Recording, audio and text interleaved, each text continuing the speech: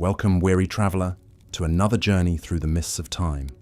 It's a pleasure to have you here, settling in for a bit of calm, immersive history to relax to. Before we begin our tale, I'm curious. Where in the world are you listening from at this very moment? What does the sky look like outside your window? Is it the dark of night, or perhaps a drowsy afternoon? Do share in the comments below, I'd love to know.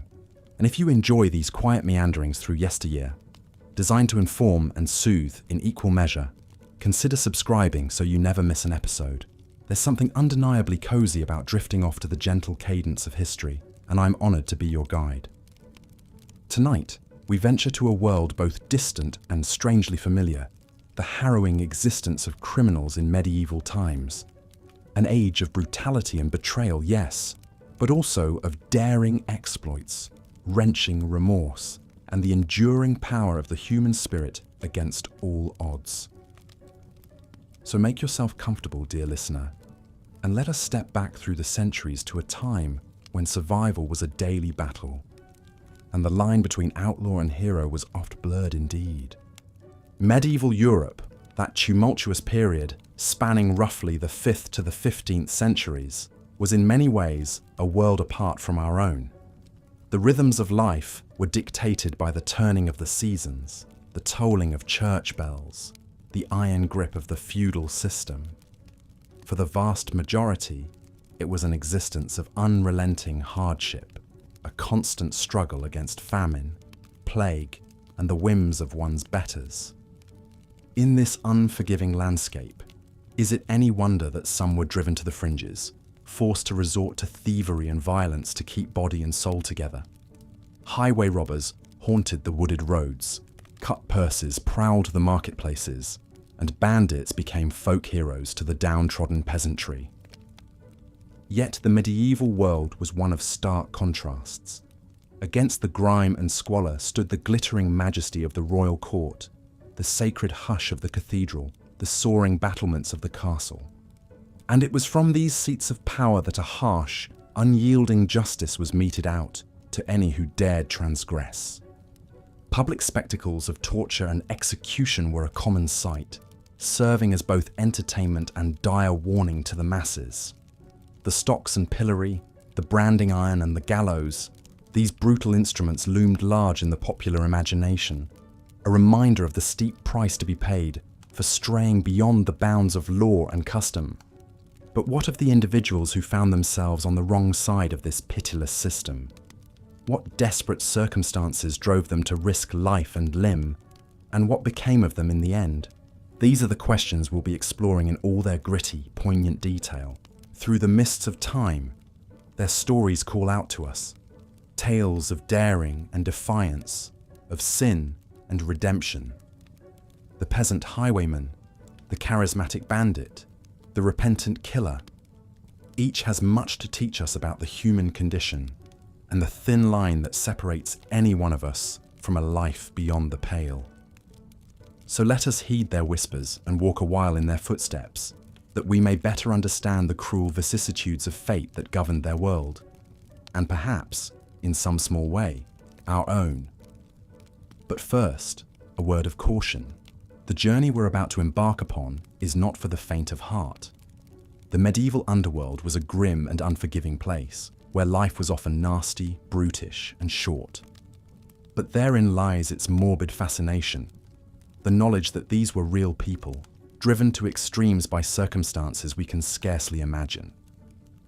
Through the alchemy of storytelling, we can resurrect them for a brief, haunting moment, not to glorify their deeds, but to bear witness to their humanity. So steel yourself, dear listener, for a harrowing descent into the dark heart of the Middle Ages. But take comfort too, in the knowledge that these long ago terrors can no longer touch us. We are safe in the present, wrapped in the hard-won security and civility of our modern age. And yet, as we drift off to sleep tonight, perhaps we'll spare a thought for those less fortunate souls, the ones who lived and died by the sword, the noose, and the iron fist of medieval justice. May their stories endure, a testament to the indomitable human spirit in the face of unimaginable adversity. But I'm getting ahead of myself. Before we plunge headlong into the thick of it, let's take a moment to set the stage. Picture, if you will, the Europe of the 1200s. A patchwork of feudal kingdoms, each ruled by a monarch whose power was absolute in name, if not always in practice.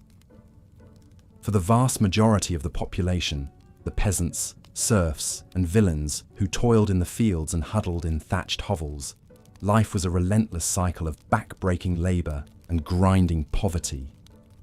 They were bound to the land, subject to the whims of their lords, and utterly at the mercy of the elements. In times of plenty, they might eke out a meagre existence, but all too often, their lives were upended by forces beyond their control. A failed harvest could mean starvation. A marauding army could reduce their village to ashes. And always, the spectre of disease loomed. The dreaded plague that struck without warning and decimated entire communities. Against this bleak backdrop, is it any wonder that crime flourished? For those on the margins of society, those with nothing left to lose, the lure of the open road and the glint of stolen gold could be impossible to resist. And so they took to the highways and byways, these desperate souls, the outlaws, the brigands, the highwaymen. Some were driven by pure survival instinct, resorting to petty thievery to keep hunger at bay. Others were motivated by a thirst for adventure or a desire to strike back at a system that had left them destitute and powerless. And a few, perhaps, were simply born bad, possessed of a wickedness that no circumstance could excuse. Whatever their reasons, these medieval malefactors would come to loom large in the popular imagination, their exploits celebrated in ballads and penny dreadfuls, their grisly fates held up as cautionary tales. And it is into their world that we now venture, dear listener, a world of danger and desperation, of high-stakes gambles and brutal reckonings. But fear not, for I shall be your trusty guide, illuminating the dark corners of history with the flickering light of scholarship. Together, we'll explore the social and economic forces that gave rise to medieval crime and the often horrific methods by which it was suppressed. We'll meet some of the era's most notorious outlaws, men like Jack Cornwall, the peasant farmer turned highway robber, and Eustace Foleville, the aristocratic gang leader with a Robin Hood complex. We'll follow them from their first tentative steps into a life of crime to their eventual downfall, whether at the end of a rope or in a moment of hard-won redemption. Along the way, we'll bear witness to the brutal realities of medieval justice, the grisly spectacles of public torture and execution that served as a warning to would-be wrongdoers. We'll explore the dank and dismal dungeons where the accused awaited their fate, and the ingenious instruments of pain that extracted confessions from the guilty and innocent alike. But we'll also pause to consider the human stories behind the headlines, the tales of love and loss, of hope and despair that animate even the most hardened criminal. For in the end, these were not monsters, but men and women pushed to the brink by a world that offered them precious little mercy. So settle in, dear listener, and let us journey back to a time when life was cheap and justice was swift and merciless. A time when the line between hero and villain was often blurred, and the price of survival could be one's very soul. It's a grim and haunting tale, to be sure, but one shot through with moments of courage, compassion, and even dark humour. For in the face of unimaginable adversity, the human spirit has a way of enduring, of finding light in the darkest of places and hope in the most hopeless of circumstances. And so, as we embark on this journey through the underworld of medieval Europe, let us do so with an open mind and a compassionate heart. Let us seek to understand, rather than judge, to find the humanity in even the most desperate and depraved of our forebears. For in doing so, we may just come to see our own world in a new light, to appreciate the progress we've made and the work that still remains to be done, And perhaps, just perhaps, we'll find a measure of empathy for those who came before us. The lost and the damned, the sinners and the saints, who lived and died in a time of unimaginable brutality. But enough of my philosophizing. The hour grows late, and the mists of time beckon. Let us step through the veil, you and I, into a world of cut-purses and cudgels, of gallows and gibbets, a world where survival was a daily struggle and mercy was in short supply. Welcome, dear listener, to the dark heart of the medieval underworld. May you find here not only morbid fascination, but also moments of unexpected poignancy, glimmers of light in the gathering gloom. And may you emerge from this journey with a renewed appreciation for the fragile blessings of peace, prosperity, and the rule of law. But I've tarried over long in setting the stage. The players await, the drama is about to unfold. So steel yourself, gentle listener, and let us descend together into the depths of the distant past. A past that is in some ways not so very distant at all. A past that echoes through the ages, whispering its secrets to those with ears to hear. Come then, let us heed its call and see what grim wonders await us in the annals of medieval crime and punishment. As we drift deeper into the sordid underworld of medieval crime, let us turn our gaze to one of the most infamous breeds of outlaw during this era, the charismatic bandit. While many highwaymen and robbers were driven to their illicit deeds by sheer desperation and poverty, a rare few seemed to revel in the thrill of the heist and the adoration of the common folk they claimed to champion. One such dashing rogue was Eustace Folville, a 14th century gentleman turned outlaw, who became a veritable folk hero in the English Midlands. Born into a respectable Leicestershire family, Folville seemed destined for a life of privilege and comfort. However, a fierce family feud and a taste for rebellion soon set him on a far different path. The tale goes that Folville took up arms against the crown after his cousin was unjustly imprisoned by the Sheriff of Nottingham. Vowing revenge, Eustace gathered a loyal gang of men and rode out to make the sheriff pay for his transgressions. In a daring raid, they ambushed and killed the sheriff and several of his men, then melted back into the dense Charnwood forest that became their refuge. But rather than flee as fugitives, Folville and his band embarked on an audacious new career as robbers. With a twist, they began targeting the most reviled figures of the common folk, the tax collectors. In an age of crushing inequality, ruthless collection of taxes and levies was deeply resented by the peasantry, who could barely afford to feed their families. By relieving these collectors of their ill-gotten lucre, and perhaps lightening their own purses in the process, Folville's gang soon won the adoration of the masses. The most legendary of these heists took place in 1326, during the reign of King Edward II. On a foggy morning, Eustace and his men ambushed an unsuspecting royal caravan transporting taxes collected by the tyrannical Duke of Exeter. The robbery was a smashing success, and while exact figures are uncertain, the haul was reportedly immense. But true to form, Folville made certain a generous cut of the spoils found its way into the hands of the impoverished locals, winning their eternal gratitude and loyalty in return. Of course, such audacious crimes against crown and state would not go unanswered forever.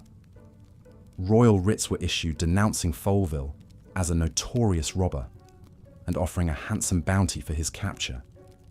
The outlaw's family members were thrown in prison in hopes of drawing him out.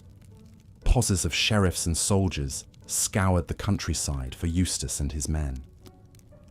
Yet through a combination of local support, daring evasion, and perhaps just sheer boldness, Eustace and his Folville gang managed to elude capture for years. They became local legends, the gentleman thief and his merry men who robbed from the rich, gave to the poor and mocked the powers that be.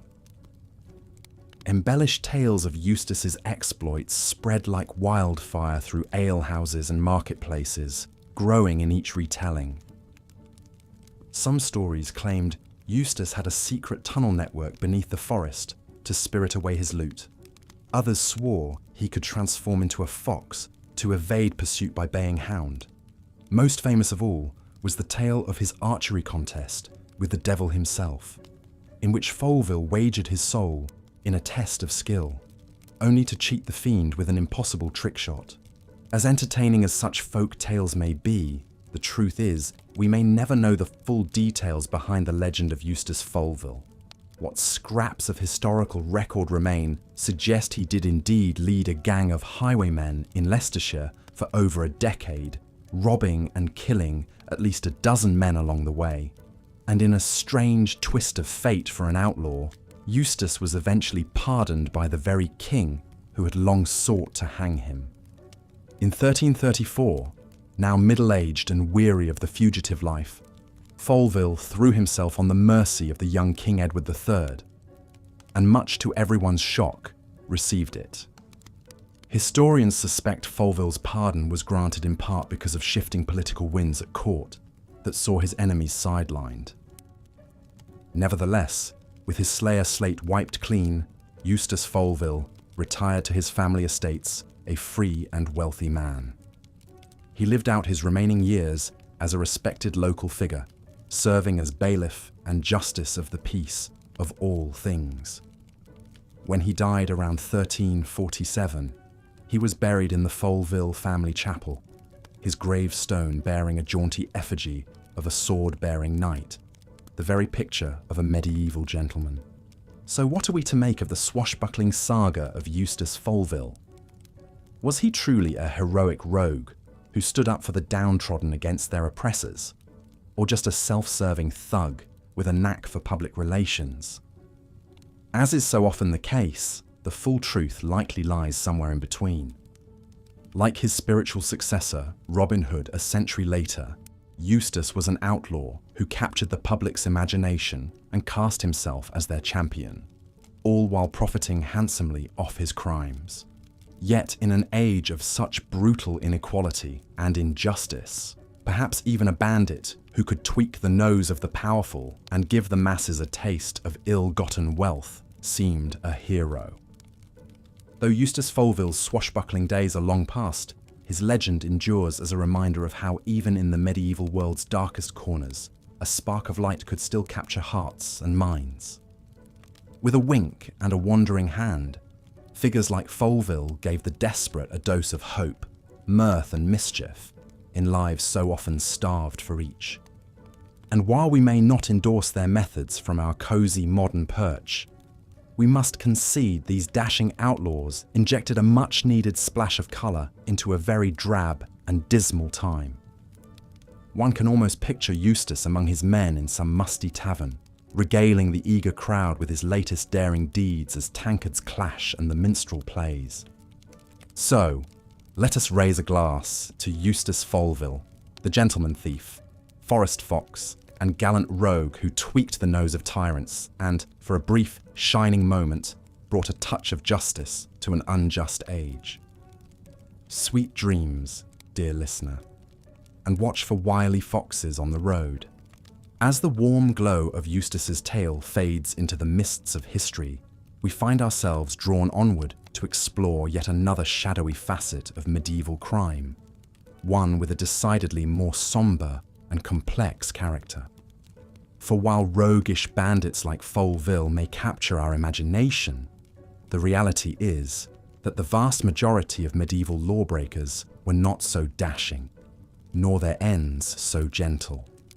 Next, we peer into the fraught and fearful world of crime and punishment for women in the Middle Ages.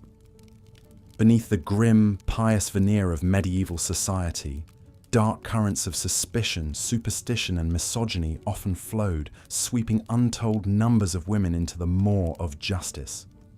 For a woman to be drawn into the criminal underworld of this era was a terrifying prospect indeed. The path to crime for medieval women was tragically often paved by simple desperation. With scant access to education, employment, or property rights, an unmarried or widowed woman faced daunting prospects for survival. Those who avoided abject poverty often found themselves trapped in the oldest profession. Others, perhaps separated from family or fleeing abuse, resorted to begging, vagrancy, and petty theft to survive. Yet these so-called crimes of poverty left countless women exposed to the harsh, unyielding brutality of medieval law. Whereas their male counterparts might face a lashing or short jail stint for such minor offences, female convicts routinely endured far worse. It was not uncommon for a woman to be subjected to savage floggings, public humiliation, or lengthy dungeon stays, often with little regard for the circumstances that led to their plight. Even more disturbing was the readiness with which medieval authorities could concoct charges of moral crimes against unruly or inconvenient women. The Inquisition was only too eager to extract confessions of witchcraft, heresy, and sexual impropriety from suspects via torture. Village gossip and jilted lovers could easily spark accusations that might see an innocent woman burned, drowned, or banished. The patriarchal paranoia of the time left women intensely vulnerable to such purges. Perhaps no female crime was regarded with more revulsion and fury in medieval times than that of infanticide. In an era of scant birth control and zero tolerance for unwed motherhood, untold numbers of desperate women resorted to the unthinkable.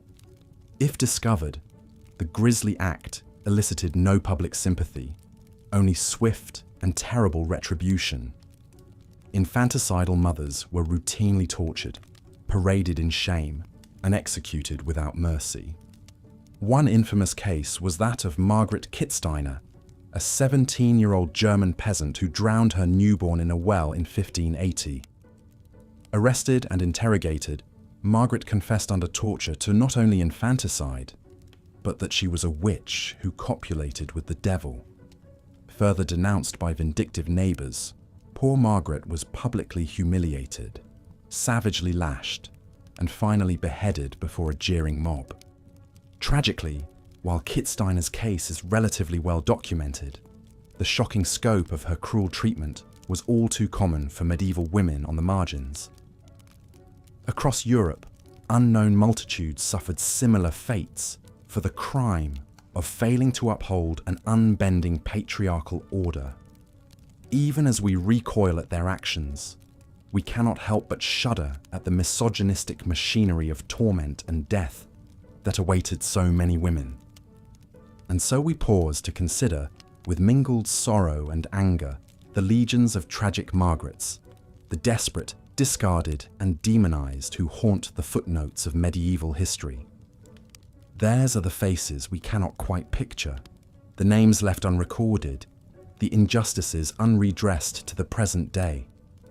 We are left to wonder how many innocent lives were shattered under the pitiless hammer of a society that so feared the feminine. But let us draw some solace as we slip softly into slumber, that we inhabit a world grown, however haltingly, a bit more hospitable and humane for our sisters since those dark days.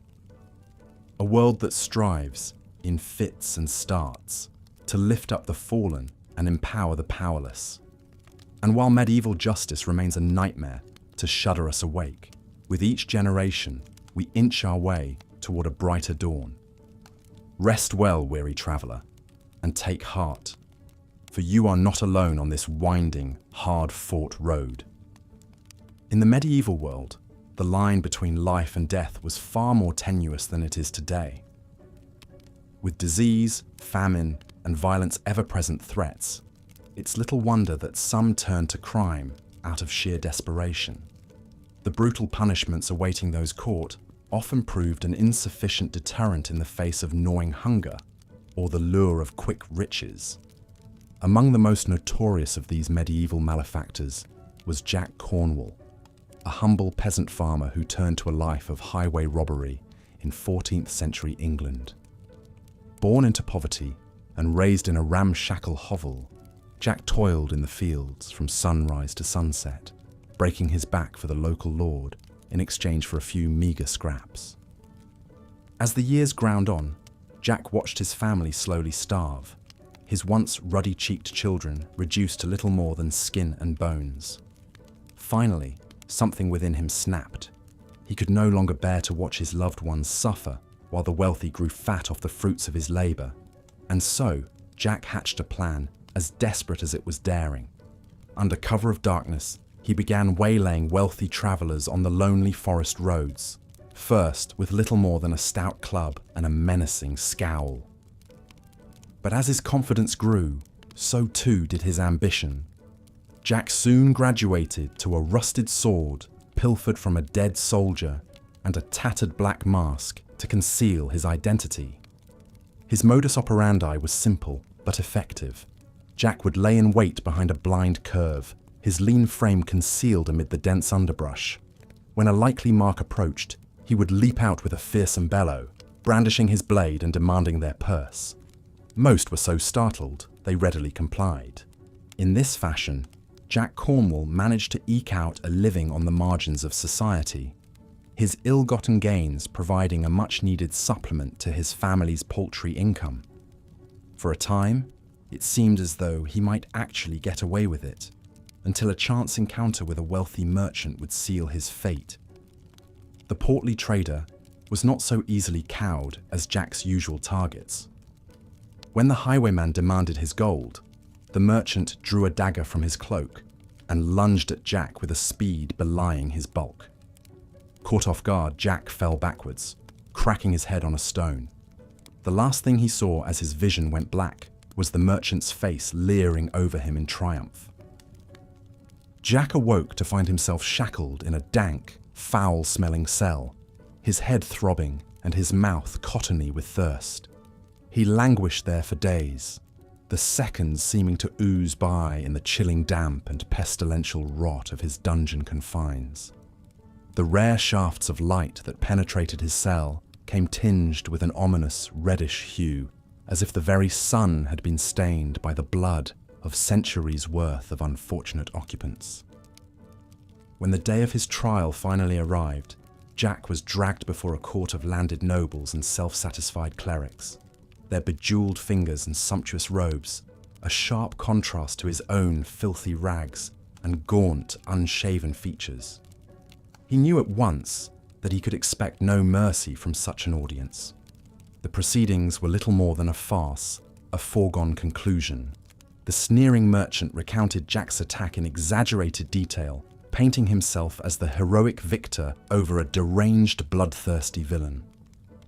No one asked Jack for his version of events.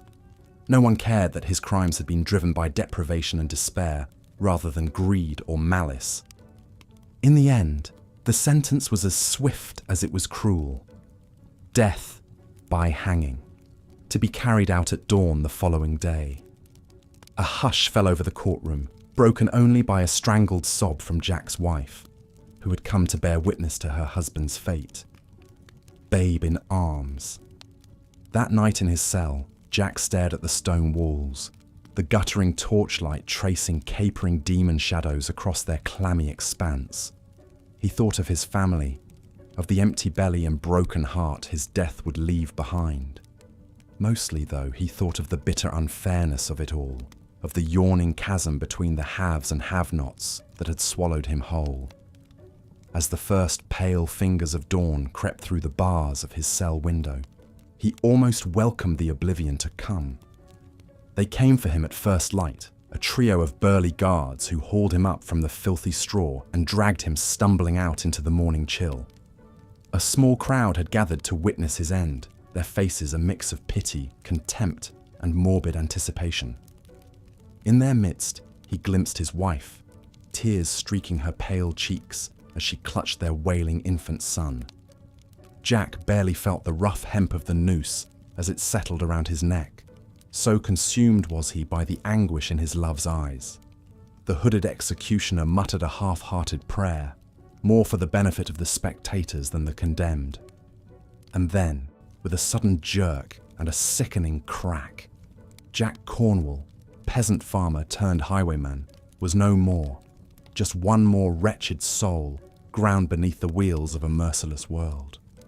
His body was left to twist in the wind as a grim reminder to any who might follow in his footsteps, a forlorn human scarecrow unheeded by the circling carrion birds. Passers-by would later report that his lifeless face seemed etched with a profound sadness beyond mere death, an unending lament for the injustice that had defined his life, and so many others like it. In time, Jack's story would fade from memory, lost amid the numberless ranks of the downtrodden and desperate. But for a fleeting moment, his name had stood as a symbol of defiance against a world stacked hopelessly against the lowly likes of him. A small, flickering light of resistance in an age of darkness. Such public spectacles of harsh justice were all too common in medieval Europe. In an era without a formal police force or systematic means of law enforcement, grisly punishments were seen as a necessary deterrent to keep the discontented rabble in line. The logic was brutally simple. Make an example horrific enough, and others would think twice before straying into crime. And so, miscreants might find themselves subjected to a litany of stomach-churning tortures. Flogging was a popular choice, the lash biting deep into quivering flesh until the victim's back was reduced to a raw, oozing checkerboard of welts and gashes. The stocks and pillory were also much in vogue, leaving the guilty party vulnerable to whatever humiliations or abuse a vengeful public might rain down upon them. Other punishments were more psychologically cruel than physically agonizing. Branding, for instance, ensured that a criminal would be forever marked as an outcast, shunned by respectable society, no matter how sincerely they might repent. Likewise, mutilations, the severing of a hand or splitting of the nose, left the offender permanently disfigured, an embodied cautionary tale against the wages of sin. Perhaps most feared of all was the spectre of gibbeting, having one's corpse tarred and encased in a wrought iron cage, left to sway in the breeze at a crossroads or other public place. To decompose in full view of the world, carrion birds pecking at your rotting features as your empty eye sockets stared in mute accusation at passers-by. It was a fate too chilling to contemplate. But such was the way of justice in an age of cruelty and caprice.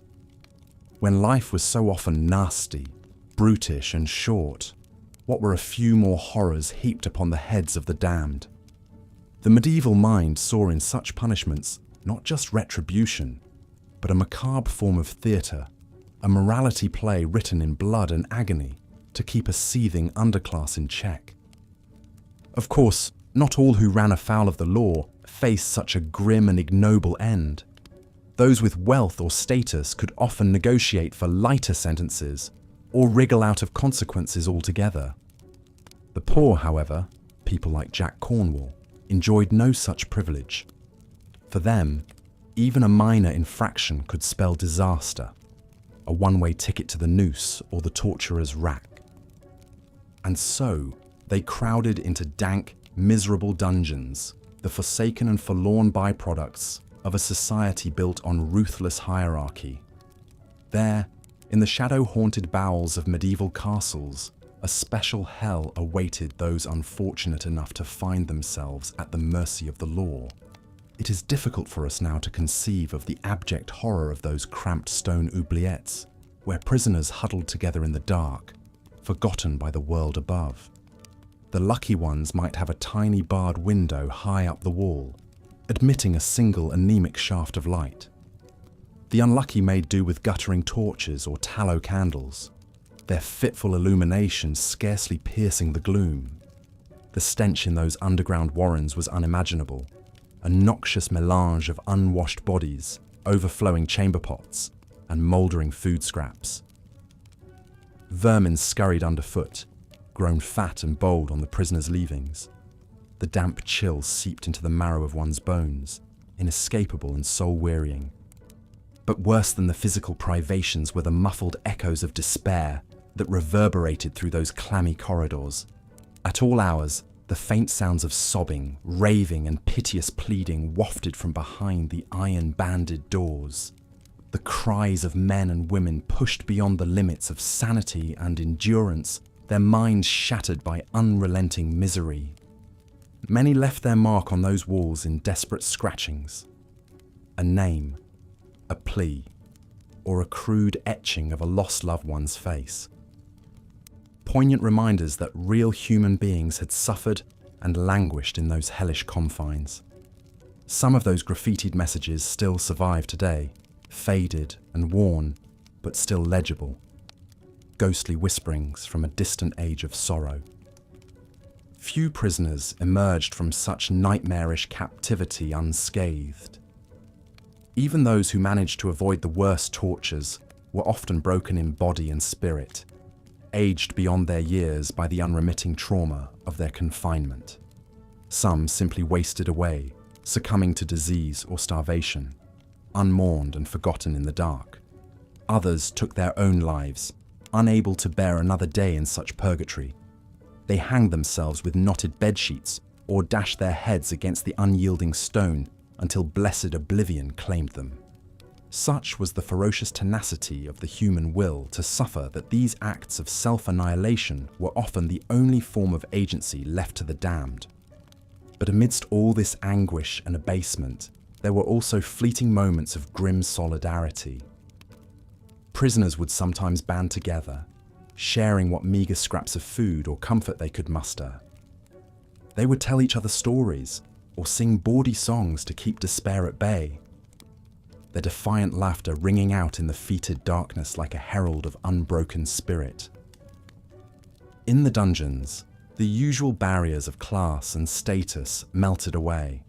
A common wretchedness bound the inmates together, from lowly pickpocket to disgraced nobleman. All were equals in the eyes of the dank stone walls and scurrying rats. And in that shared degradation, they found a strange sort of kinship, a reminder that even in the depths of misery, humanity endures. For most, of course, it was but a temporary reprieve. The grim fates that awaited them beyond the dungeon walls loomed ever-present, an inescapable doom. But for a few precious moments, in that camaraderie of the damned, they could forget the horror of their lot and feel a little less alone in the uncaring void of a brutal world. Such was the lot of the medieval prisoner, a descent into a lightless underworld of suffering and despair, where the only escape was often death itself. And yet, even in that abyss of torment, the indomitable human spirit flickered on, an ember of defiance amidst the all-consuming dark. But not all those who ran afoul of the law were doomed to such a bleak and anonymous end. Some, through a combination of wit, daring, and sheer brazenness, managed to carve out a strange sort of celebrity for themselves, becoming the stuff of tavern songs and whispered legend. Such was the case with Eustace Folville, a dashing 14th century outlaw who charmed and bedevilled the English Midlands in equal measure.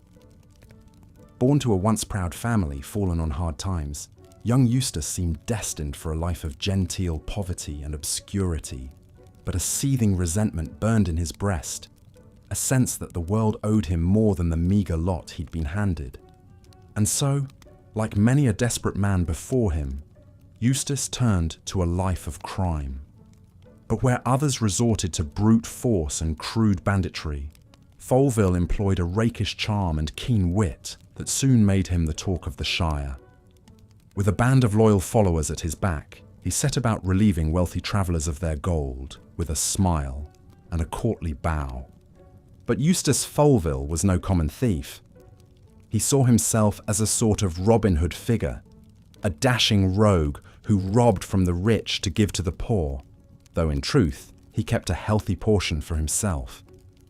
He cultivated an air of gentility, donning fine clothes and presenting himself as a wronged nobleman forced into outlawry by cruel circumstance. This carefully crafted persona served him well. Tales of his exploits spread far and wide, often growing in the telling. Peasants whispered admiringly of the gallant highwayman who had beaten the wealthy at their own game, while ladies swooned at the thought of a dangerous but alluring rogue. Even some of his victims couldn't help but be charmed by his silver tongue and dashing demeanour. But Folville's specialty was harassing the tax collectors and agents of the crown, a risky business that nonetheless earned him folk hero status among the overtaxed populace. He and his men would lay in wait along forest roads, springing out to ambush the unsuspecting officials and relieve them of their heavy chests of coin. These daring raids became the stuff of legend, Eustace's merry band always seeming to melt back into the greenwood before the sheriff's men could catch their scent. The people revelled in these stories of the wily outlaws putting one over on the grasping royal authorities. In Eustace Folville, they found a vicarious champion against the crushing weight of the feudal system. Of course, the powers that be were less than amused by Folville's antics.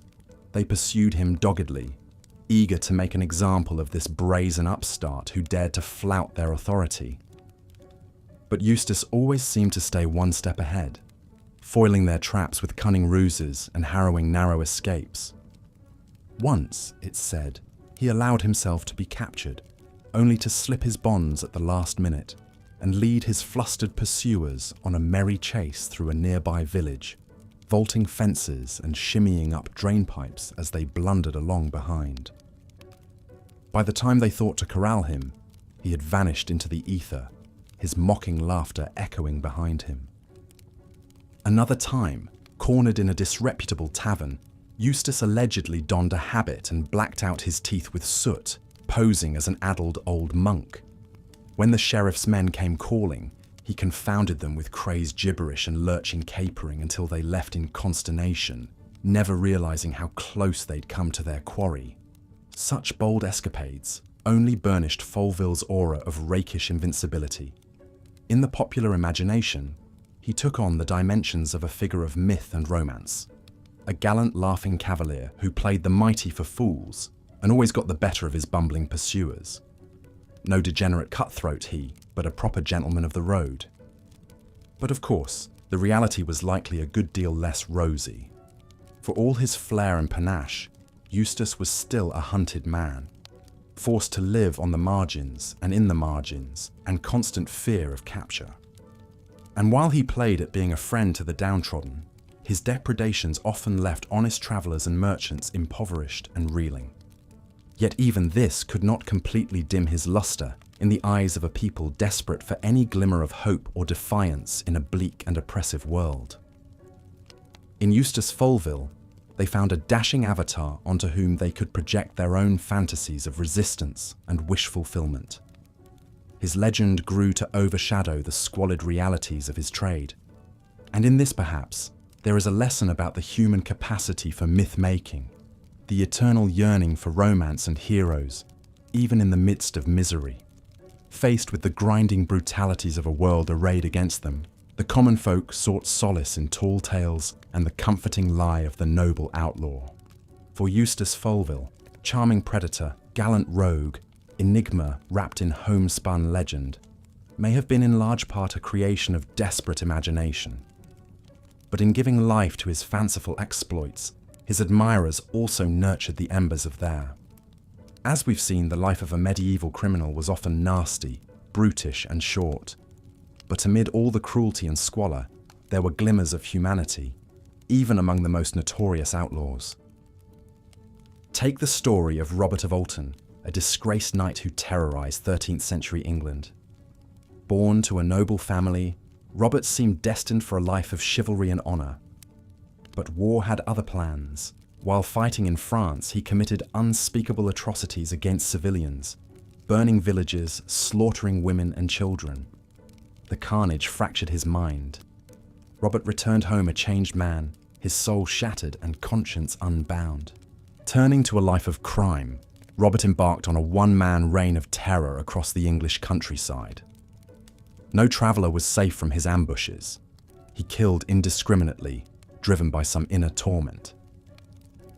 The crown put a handsome bounty on the mad knight's head, but Robert's cunning and brutality kept him one step ahead of the law. Until one cold autumn evening, when his luck finally ran out. Villagers he had been terrorizing lay in wait and captured Robert in a dramatic showdown. In chains, he was hauled before the magistrate to face a long list of heinous charges. The kingdom clamored for Robert's head. A public execution was hastily arranged. Hanging, drawing, and quartering. to serve as a warning to other would-be bandits. The Mad Knight's fate was sealed. But a strange thing happened in Robert's dank dungeon cell as he awaited his grisly end. The killer began to repent. According to legend, Robert furiously wrote his life story on mouldy parchment by the light of a single candle. In shaky prose, he confessed his sins and begged for God's mercy. Robert's 11th hour conversion became the talk of the town. Could such an evil man truly be saved? The debate raged as the execution loomed. Chroniclers say a priest snuck into the dungeon and heard the knight's last confession, administering final rites. Grim crowds gathered for Robert's hanging at dawn, eager to see the notorious killer receive justice. But the broken man who stood before them was not the same defiant outlaw. Head bowed, Robert publicly recanted his crimes and begged the victims' families for forgiveness. As he stepped up to the gallows, Robert extended his bound wrist to the executioner and gazed to the heavens. "Lord," he cried out, "thy will be done." The noose snapped tight, and the knight went limp, his body left to twist in the wind as a macabre reminder. Robert's story was a medieval sensation. The murderer who found God in his darkest hour. His crude autobiography was copied and passed around, becoming an early true crime bestseller. Some believed Robert's conversion was genuine, while others dismissed it as a desperate attempt to avoid damnation. But in a world with so little mercy, even a glimmer of redemption captured the public's imagination. Robert's grisly end became a popular subject for gory medieval morality plays, where his final penitence always earned an angel's pardon. In the end, Robert of Alton's story endures not because of his crimes, but because of his remorse. His is a very human tale of sin, punishment, and the hope of forgiveness. For even in the face of certain death, it is never too late to repent. While Robert's violent exploits may have been extreme, his yearning for salvation was not unique. Across the Middle Ages, many criminals sought to make peace with God before facing the executioner. The church held powerful sway, and the promise of divine mercy was often a condemned man's last comfort. Medieval execution rituals were designed as much for spiritual redemption as physical punishment. Proceedings often began with an elaborate public mass where the condemned would receive last rites. A priest would then escort the criminal to the scaffold, urging repentance and leading prayers. Even the execution itself took on a perverse religious ceremony at times. According to some accounts, crucifix-shaped gallows were used so that felons could die in the same manner as Christ. The spilling of their blood was symbolically linked to holy sacrifice. After the grim deed was done, a final indignity awaited most executed criminals: dissection. Since they often died in a state of sin, their corpses were considered property of the state to dispose of as it saw fit. Many were handed over to the medical schools for crude anatomy lessons. Others were gibbeted, left to rot in iron cages as a warning. But not all criminals were resigned to a grisly public death or anonymous dissection. Right up until the end, some violently resisted their fate, making desperate bids for escape or rescue. Others faced the noose stoically, stubbornly refusing to repent or beg for mercy. A few even used their execution as a final act of defiance against authority. The execution scaffold could become an early speaker's corner. Condemned outlaws might denounce the corrupt system that had doomed them, or passionately plead their case to the gathered crowds. In 1305, Scottish rebel William Wallace famously used his last breath to cry out for freedom before being hanged, drawn, and quartered. His final shout of "Mercy!" was not a plea for himself, but for the common people suffering under English tyranny. As word of such dramatic executions spread, a few doomed criminals seized their chance at immortality, determined to be remembered as martyrs and folk heroes. For men and women with little power in life, Choosing how they faced death was their last chance to shape their own legacy. So while the violent lives of medieval criminals often ended at the scaffold, their stories lived on, whispered around campfires, scribbled in chronicles, and enacted on festival stages. In a largely illiterate society, tales of daring outlaws, jailhouse repenters, and defiant martyrs became a form of medieval pop culture. For peasants ground down by poverty and powerlessness, these criminal legends were a source of grim fascination and vicarious thrills. They offered a glimpse of adventure beyond the drudgery of feudal life. And in some cases, they provided a subtle outlet for social criticism, a commoner's eye view of injustice. Of course, we must be wary of romanticizing the criminals of the Middle Ages, or reading too much into their enduring tales.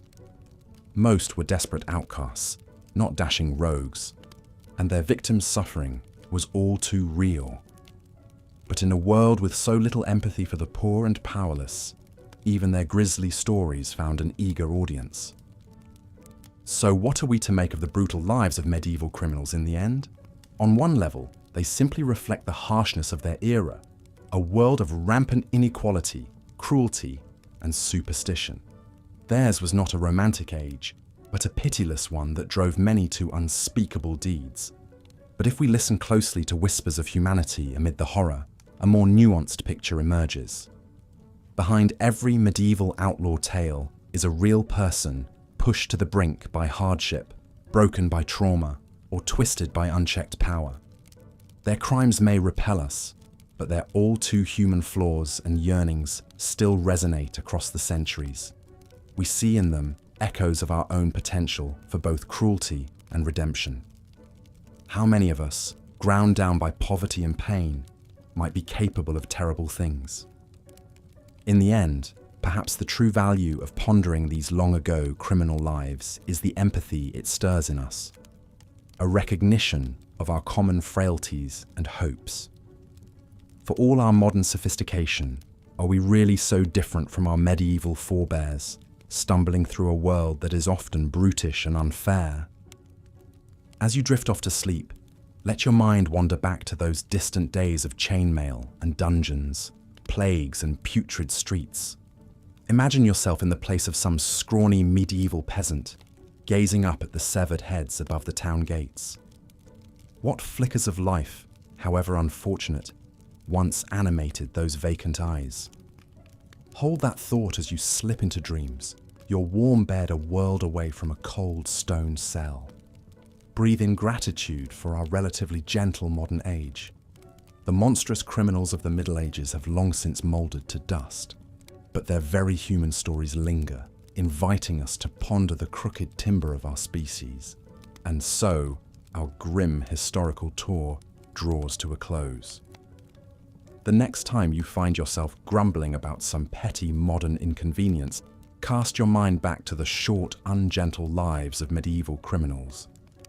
Suddenly, that long line at the DMV might not seem so dire.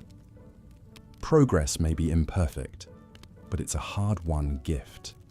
Sleep well, dear listener, and dream of kinder centuries.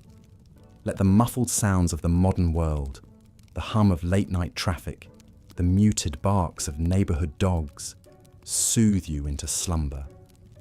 How lucky are we to drift off without fear of barbarians at the gates or brigands in the shadows.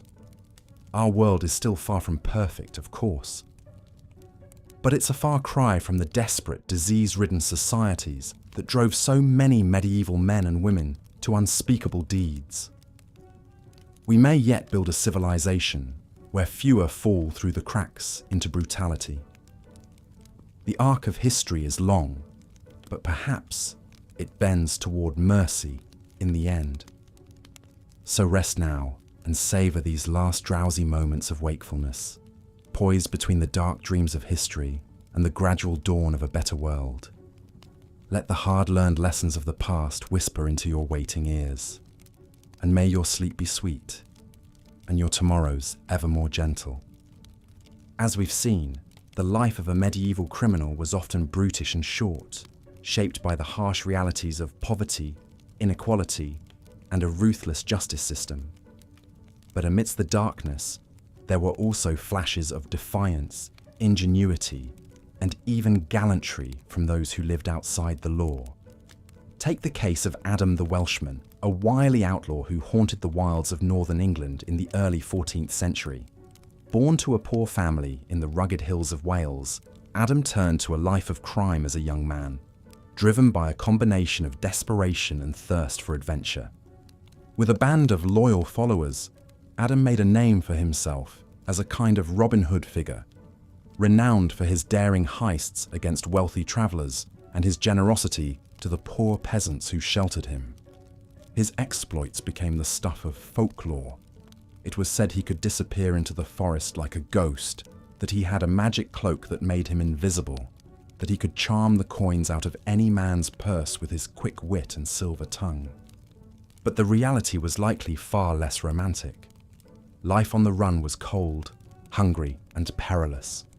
Adam and his men slept rough in the woods, in constant fear of capture. They relied on a network of secret caves and sympathetic villagers to evade the authorities.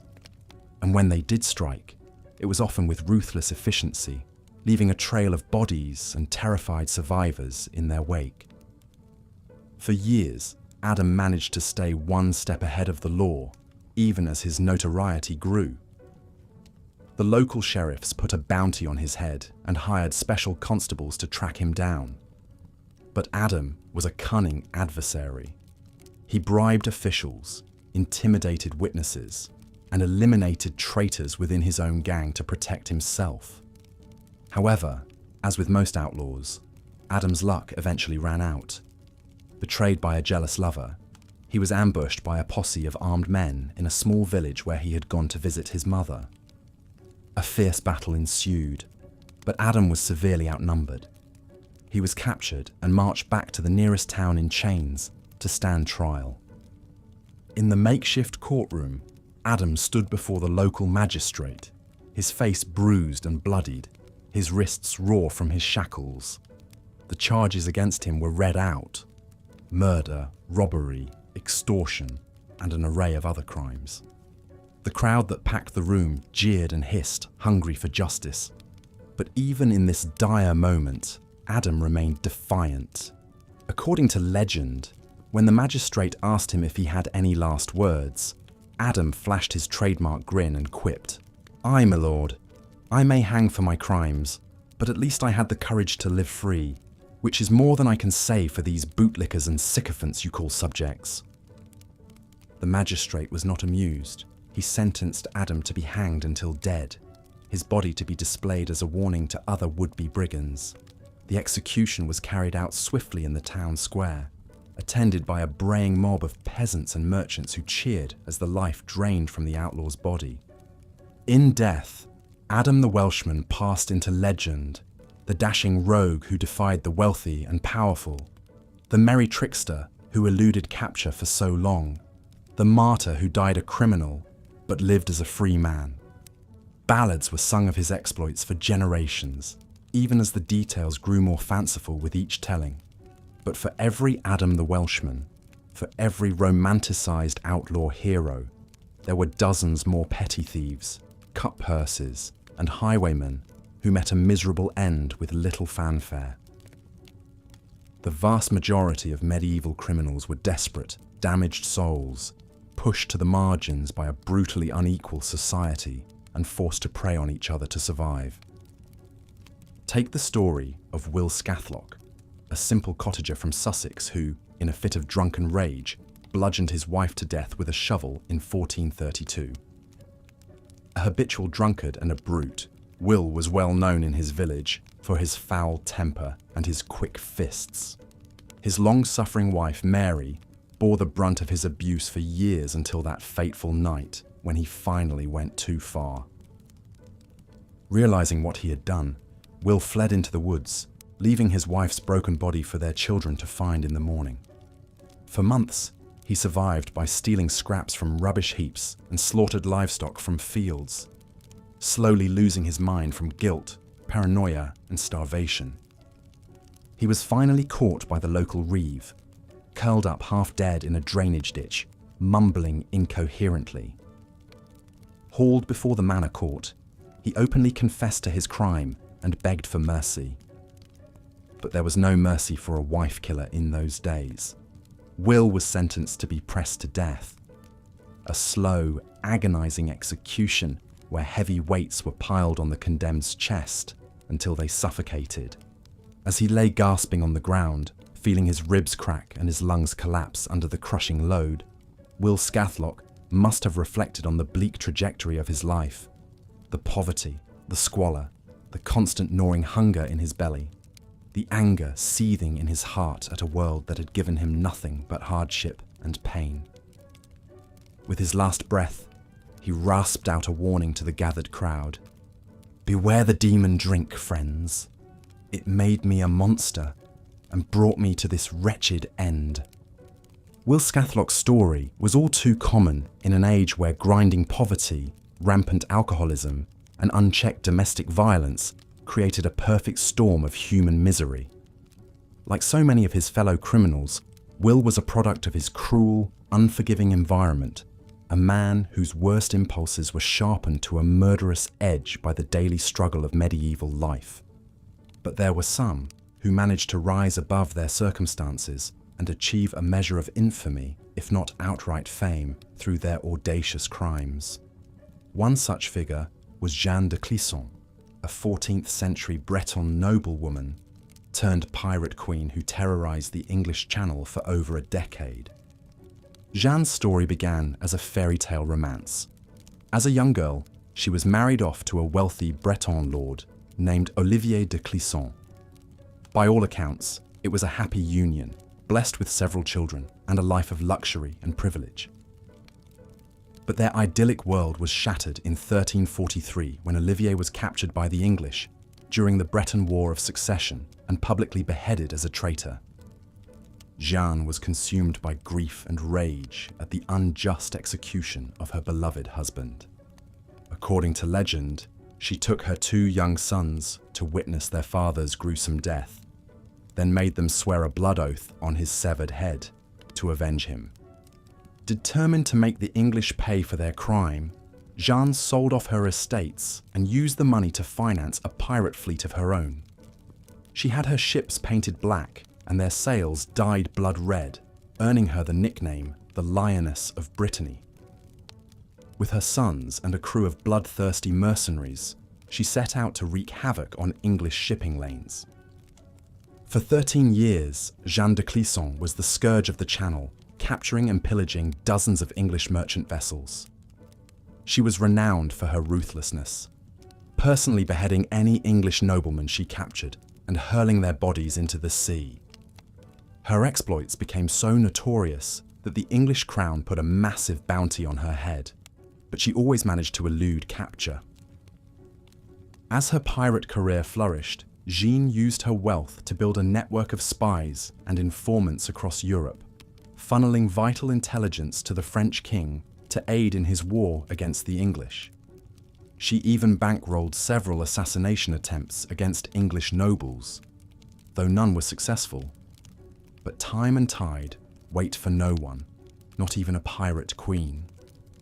As she entered her 50s, Jeanne's health began to fail, and her bloodlust finally cooled. After a particularly harrowing battle in 1356, where she was nearly captured, she decided to retire from piracy and live out her days in quiet obscurity. According to some accounts, Jeanne retreated to a remote castle on the Brittany coast, where she devoted herself to prayer and good works, trying to atone for her violent past. Other tales claim she simply vanished without a trace, her ultimate fate lost to history. Whatever the truth, there is no denying that Jeanne de Clisson lived a remarkable life, even by the turbulent standards of the Middle Ages. She was a woman who defied every convention of her time, a noblewoman who became a criminal, a wife who became a warrior, a mother who became a legend. In many ways, Jeanne's story embodies the strange contradictions of the medieval underworld. the blurring of lines between hero and villain, victim and perpetrator, justice and vengeance. In an age of stark brutality and rampant injustice, perhaps it's no wonder that some turn to crime as a means of asserting their humanity, of seizing some small measure of control over their destiny. As we contemplate these tales of daring outlaws and desperate cutthroats, it's tempting to romanticize their lives, to project our modern sensibilities onto their struggles. But we must remember that the reality of medieval crime was far bleaker than any ballad or legend would have us believe. For every flamboyant bandit king or pirate queen, there were countless anonymous wretches who lived and died in squalor, their brief, miserable lives snuffed out by disease, starvation, or the noose. The vast majority of medieval criminals were not dashing rogues or defiant rebels, but broken souls ground down by poverty, ignorance, and cruelty. And yet, even in the darkest corners of the medieval underworld, there are glimmers of something achingly human. Moments of courage, compassion, and even gallows humor in the face of unimaginable adversity. These were people who, for all their flaws and failings, fought tooth and nail to carve out some small space for themselves in a world that had no place for them. As we drift off to sleep, let us spare a thought for these long-lost souls, the peasant thieves and vagabond rogues, the highwaymen and cutpursers, the smugglers and pirates, and all the other forgotten outlaws of the Middle Ages. May their restless spirits find some measure of peace in the silence of the grave, and may their stories endure as a testament to the indomitable human will to survive, even in the darkest of times. And so we come to the end of our journey through the shadowy underbelly of medieval Europe. From the blood-soaked fields of England to the storm-tossed coasts of Brittany, we have followed in the footsteps of those who lived and died outside the law, those who dared to defy the harsh dictates of their time. It has been a grim and harrowing tale, to be sure, a catalogue of cruelty, desperation, and violence that speaks to the darkest impulses of the human heart. But it is also a profoundly human story, one that resonates across the centuries and reminds us of the common threads that bind us all. For in the end, are we not all outcasts in our own way? Are we not all struggling to find our place in a world that can seem cold, unfair, and indifferent to our suffering? The medieval criminal, for all his sins and sorrows, is a mirror held up to our own souls, a reminder of our shared frailty and our shared strength. So let us not judge them too harshly, these lost and lawless souls of ages past. Let us instead remember them with empathy and understanding as fellow travelers on the winding road of life. And let us take comfort in the knowledge that, no matter how dark the night may seem, the dawn will always come, bringing with it the promise of a new day and a chance to start anew. Rest now, weary traveller, and let the echoes of history lull you into a deep and dreamless sleep. May you find solace in the knowledge that you are not alone, that your struggles and triumphs are woven into the great tapestry of human experience, and may you wake refreshed and renewed, ready to face the challenges of your own time with the same courage, resilience, and indomitable spirit that sustained our ancestors through the darkest of ages. Good night, dear listener, and sweet dreams. The outlaws of old bid you peace and rest, until we meet again on the winding road of history. The highway robbery exploits of Jack Cornwall soon became the talk of every tavern and town square across England. Ballads were composed extolling his daring and cunning in outwitting the king's men. But fame is a fickle mistress for an outlaw. The more renowned Jack became, the more urgently the authorities sought to apprehend him. In the summer of 1381, Jack's luck finally ran out.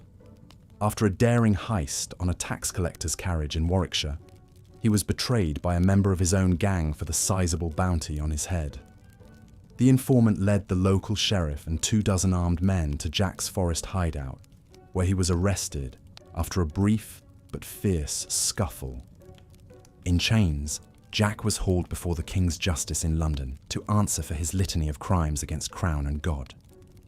The judge, an ancient, shriveled man with a permanent scowl, was unmoved by Jack's roguish charms. In a severe voice, he sentenced the highwayman to a traitor's death, to be hanged, drawn, and quartered in front of a jeering crowd. On the morning of his execution, Jack was dragged from the squalid confines of Newgate Prison to the public gallows at Tyburn. A festive, bloodthirsty mood hung over the thousands of spectators jostling for a better view of the gruesome spectacle to come. Vendors peddled meat pies and ale to the excited mob as Jack was led up the scaffold steps. Filthy and emaciated from weeks in the dungeon, Jack nonetheless flashed his trademark smirk as the executioner fitted the noose around his neck. "No man lives forever," he quipped to the hooting crowd. "I only regret I have but one life to give for my merry old England." At the signal, the trap door swung open and Jack plummeted to the end of the rope with a sharp crack. After strangling for several minutes, his body was cut down, and while still alive, his entrails were pulled from his slit belly as he screamed in agony. Finally, the executioner hacked his body into 4 pieces with an axe to be displayed above the city gates as a grim warning to other would-be outlaws. Jack Cornwall's grisly demise was a reminder of the merciless punishments awaiting those who dared defy the social order in medieval England. For kings and commoners alike, public executions and tortures served as a form of brutal entertainment, as well as an instrument of state terror. Public spectacles of pain and death were considered a vital part of the justice system, a deterrent to crime as much as a means of vengeance. Crowds would gather in a festival-like atmosphere to jeer and laugh as the condemned were subjected to agonizing ordeals before facing the ultimate penalty under the law. For petty crimes like theft, branding was a common punishment. The accused would be held down as a red-hot iron was pressed into the flesh of their hand, face, or chest, leaving them permanently marked as a criminal. Repeat offenders could expect to lose a hand or a foot as punishment. Such mutilations left the convicted as social outcasts, unable to find honest work even if they wanted to reform. More severe crimes called for even ghastlier sentences. Murderers, rapists, and heretics were often sentenced to death by burning at the stake. The condemned would be tied to a wooden post atop a pile of kindling in the town square as crowds looked on. The executioner would set the wood ablaze, and the victim would be slowly consumed by the flames, thrashing and shrieking until they succumbed to the smoke and searing pain. Traitors to the crown could expect the most diabolical fates of all, as Jack Cornwall experienced firsthand. In addition to hanging, drawing, and quartering, some were sentenced to be boiled alive in a cauldron of water, oil, or even molten lead. Their agonized screams would fill the air as their skin sloughed off and their internal organs cooked inside them. Such stomach-churning brutality may seem incomprehensible to modern sensibilities. But in a medieval world plagued by rampant crime, violence, and disorder, horrific public tortures served as a social glue of sorts. They unified the law-abiding against the lawless and created a climate of terror that made defying the authorities unthinkable for most. Of course, not all criminals were caught or punished. Many of the most desperate and daring managed to elude justice, at least for a time. Their stories became the stuff of folklore, a grim fascination for the poor and downtrodden who lived vicariously through their exploits.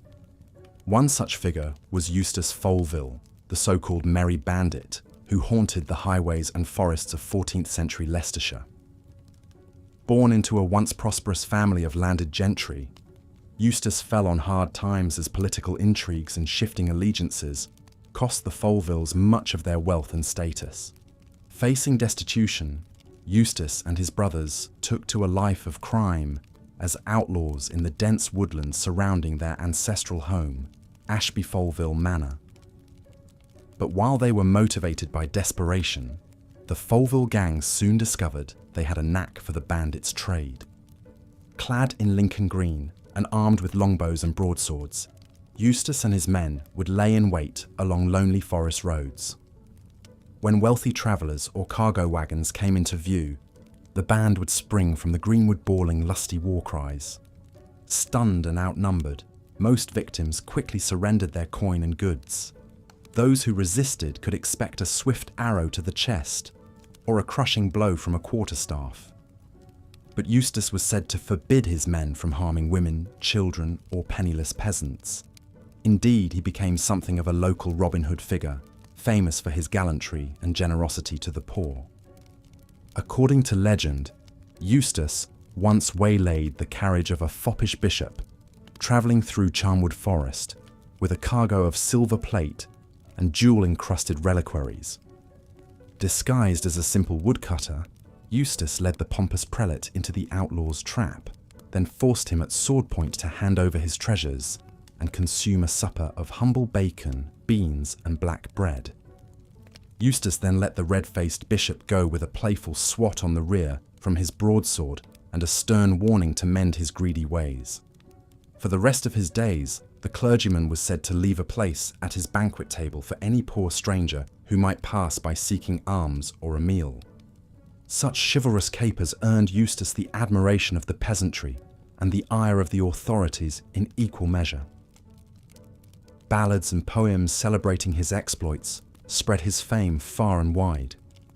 But they also drew the attention of the Sheriff of Nottingham, who became determined to bring the Folville gang to justice. The net of the law gradually tightened around the outlaws. Several bloody skirmishes erupted between the bandits and the sheriff's men in the forest, leaving dead and wounded on both sides. Eustace himself barely escaped capture more than once, melting like a ghost into the misty greenwood as pursuers blundered by yards away. But Eustace Folville's freewheeling bandit life could not last forever. After a long manhunt, he was finally cornered at a remote inn and arrested after a brief but fierce sword fight left him wounded and exhausted. Tried and convicted of a laundry list of crimes, Eustace was sentenced to death by hanging at Nottingham Castle. According to some accounts, he was offered a last-minute pardon if he agreed to reveal the whereabouts of his buried loot. "Keep your pardon," Eustace reportedly scoffed, "for I've lived as a free man, and I'll die as one. Let the poor keep what I've given them, and be glad of it." With those defiant words, Eustace Folville stepped bravely onto the gallows trapdoor and plunged to his death, entering the realm of legend as surely as any figure from the misty past. His short, merry life and violent end embodied the brutal realities and romantic ideals of the medieval outlaw in equal measure. Of course, the experiences of male outlaws like Eustace Folville tell only part of the story of medieval crime and punishment. For women in the Middle Ages, the justice system could be even more cruel and unforgiving. The Pat. As we've seen, the brutal realities of medieval crime and punishment were intimately intertwined with the harsh social conditions of the time. Grinding poverty, unchecked disease, and a rigid class hierarchy pushed many to the margins of society, where a life of crime offered the only hope of survival. In this unforgiving world, even petty offences could result in horrific torture and gruesome public execution as the ruling class sought to maintain order through terror. One of the most iconic figures of the medieval underworld was the highwayman, a daring bandit who lay in wait along the lonely roads to ambush unsuspecting travellers. These desperate outlaws came from all walks of life, driven to crime by circumstance and opportunity.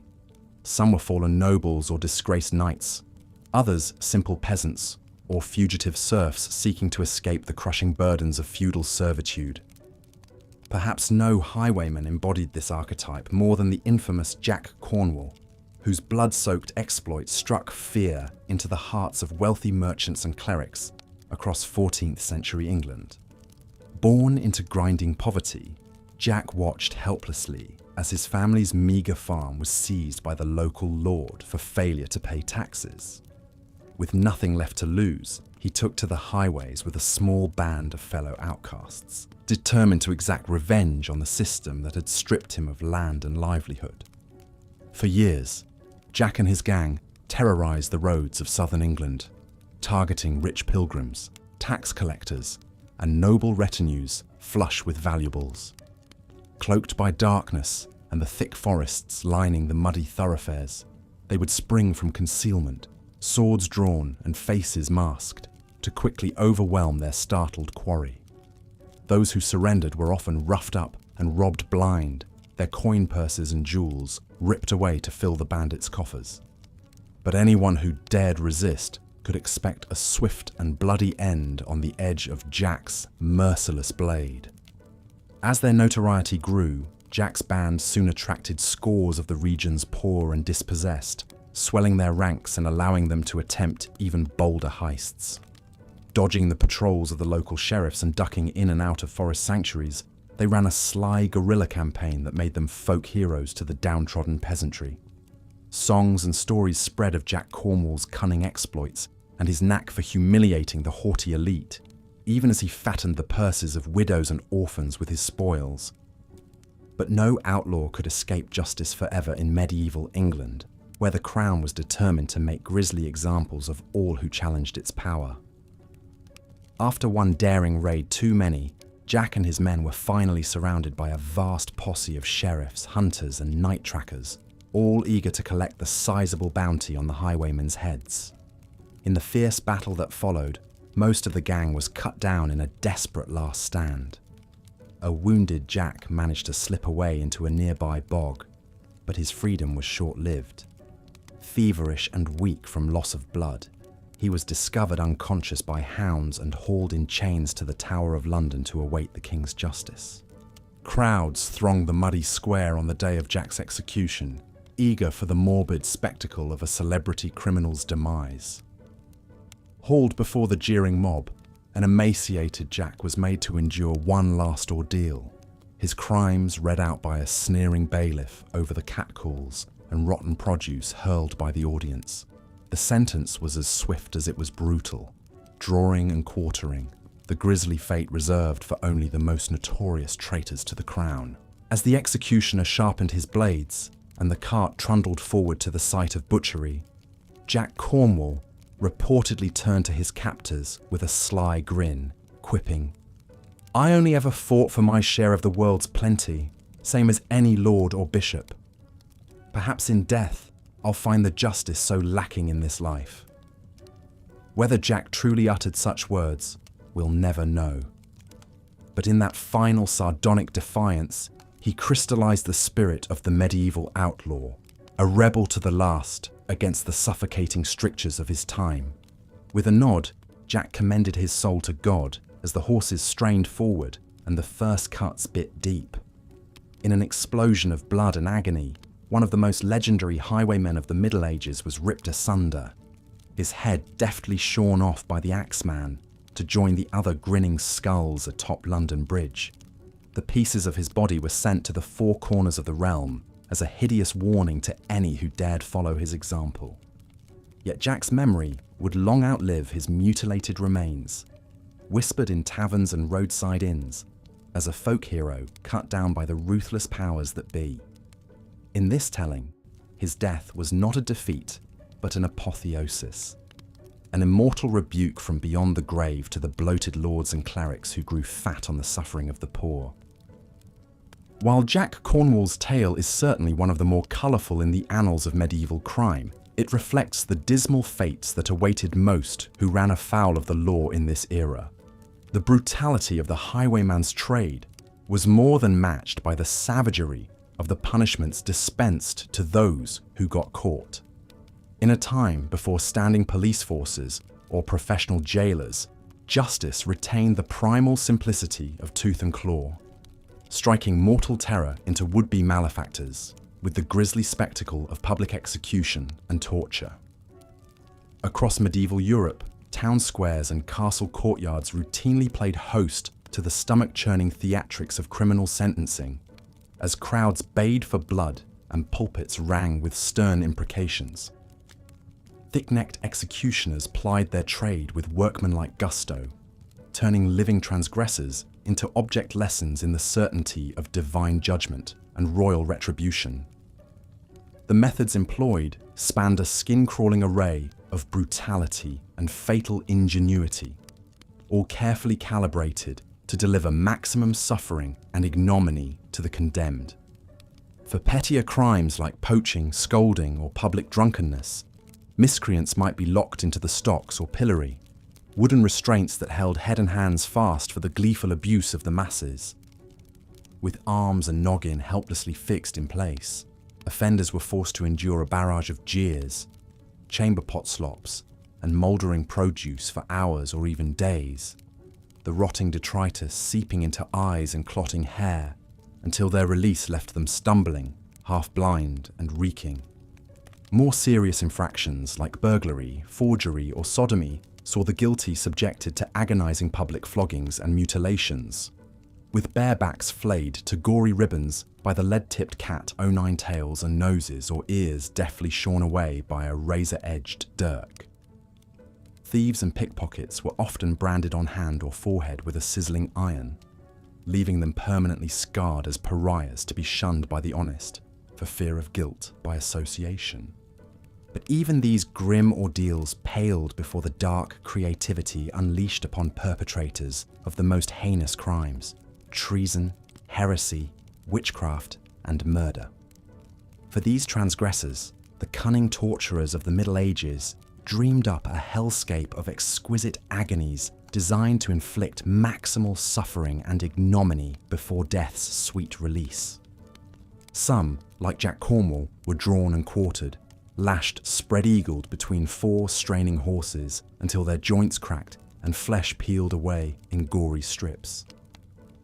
Others suffered the red-hot pincers and tongs of branding, their skin crisping and bubbling as the unyielding metal seared deep. Many were broken on the wheel, their limbs hammered and splintered between the spokes, until only a twitching sack of pulverized flesh remained.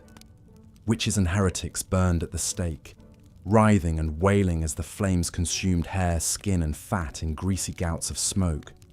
Perhaps most fiendish of all was the practice of hanging, drawing, and quartering, a punishment reserved for only the vilest enemies of crown and church.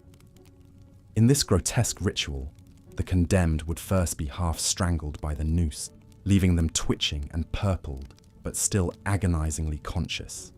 Then, as a sharp-bladed dirk plunged into their belly to spill steaming guts onto the scaffold, they were swiftly emasculated, the offending organs thrust into the bubbling mass.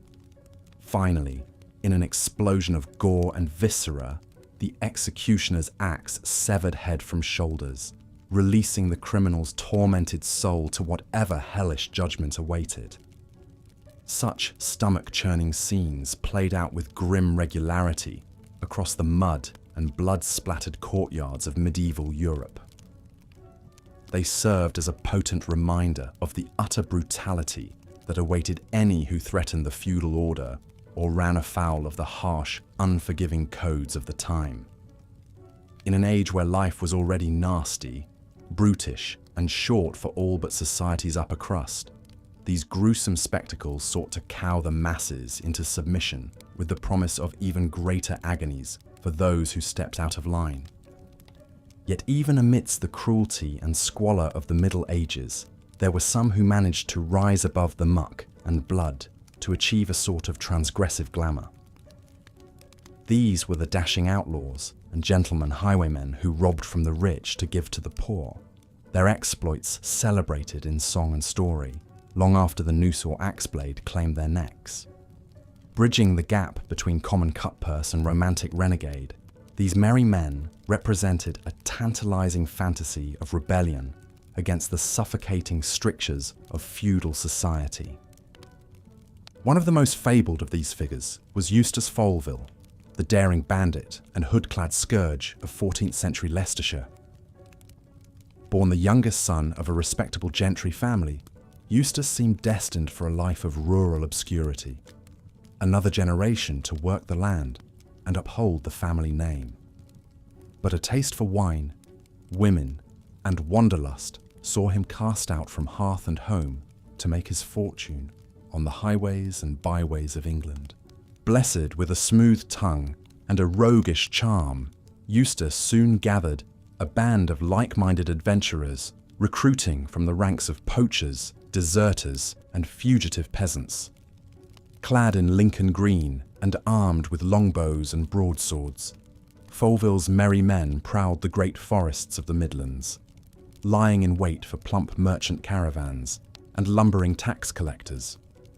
With a twang of bowstrings and a flash of steel, they would relieve their unlucky quarry of coin, silver plate, and the occasional comely daughter, all while leaving the poor and downtrodden conspicuously unmolested. As word of their exploits spread, Eustace and his men soon became folk heroes to the regions put upon peasantry. Tales circulated of the gallant highwaymen who served as a thorn in the side of the local lords and bishops, audaciously robbing the rich to fatten the thin purses of widows and orphans. Balladeers sang of Foleville's uncanny knack for slipping the noose, foiling the bumbling sheriff of Nottingham with quick wits and quicker feet. Beleaguered serfs marvelled at a bandit chieftain who not only thrashed the elites at every turn, but looked damn good doing it, all flashing eyes and impudent moustaches beneath that jaunty hood. But even Eustace's luck could not hold forever against the rising ire of the crown. After one caper too many saw the gang making off with the golden candlesticks of the Abbot of Leicester, the king himself dispatched a picked force of knights and huntsmen to run the outlaws to ground. Foleville and his men made a daring last stand amidst the tangled oaks of Charnwood Forest, their longbows thrumming and sword arms flashing crimson in the dappled light. In the end, though, the odds were too long, even for such storied rogues. A bloodied Eustace was dragged in chains before the scowling abbot to face the king's justice, a highwayman and rabble-rouser too dangerous to be left alive. Yet standing in the shadow of the gallows, he reportedly flashed his captors a devil-may-care grin, jauntily quipping, "I regret only that I have but one neck to give for the poor and downtrodden of this realm." Such insouciance in the face of doom only added to Foleville's legend, a rakish rebel who flew in the face of death, just as he'd tweaked the nose of privilege in life. In the wake of Eustace's execution, the crown took ruthless steps to suppress any further banditry, unleashing a wave of gibbets and dungeons to cow the simmering unrest. Yet Foleville's memory proved harder to erase than his fleshly remains. For generations after, local peasants continued to whisper his exploits over evening ales, painting the dashing highwayman as a fallen hero of the forest, a merry avenger cut down by the bloated lords and bishops.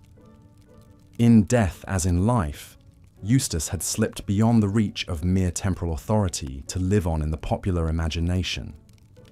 While Eustace Foleville and his ilk offered a romanticized vision of resistance to the feudal order, the realities of life for most medieval criminals were far grimmer, especially for women. In a deeply patriarchal society where females were seen as little more than chattel, the justice system reserved particular brutality and scorn for women who stepped outside the suffocating confines of home and hearth. Even petty offences that might earn a man a day in the stocks could see a woman savagely whipped or disfigured.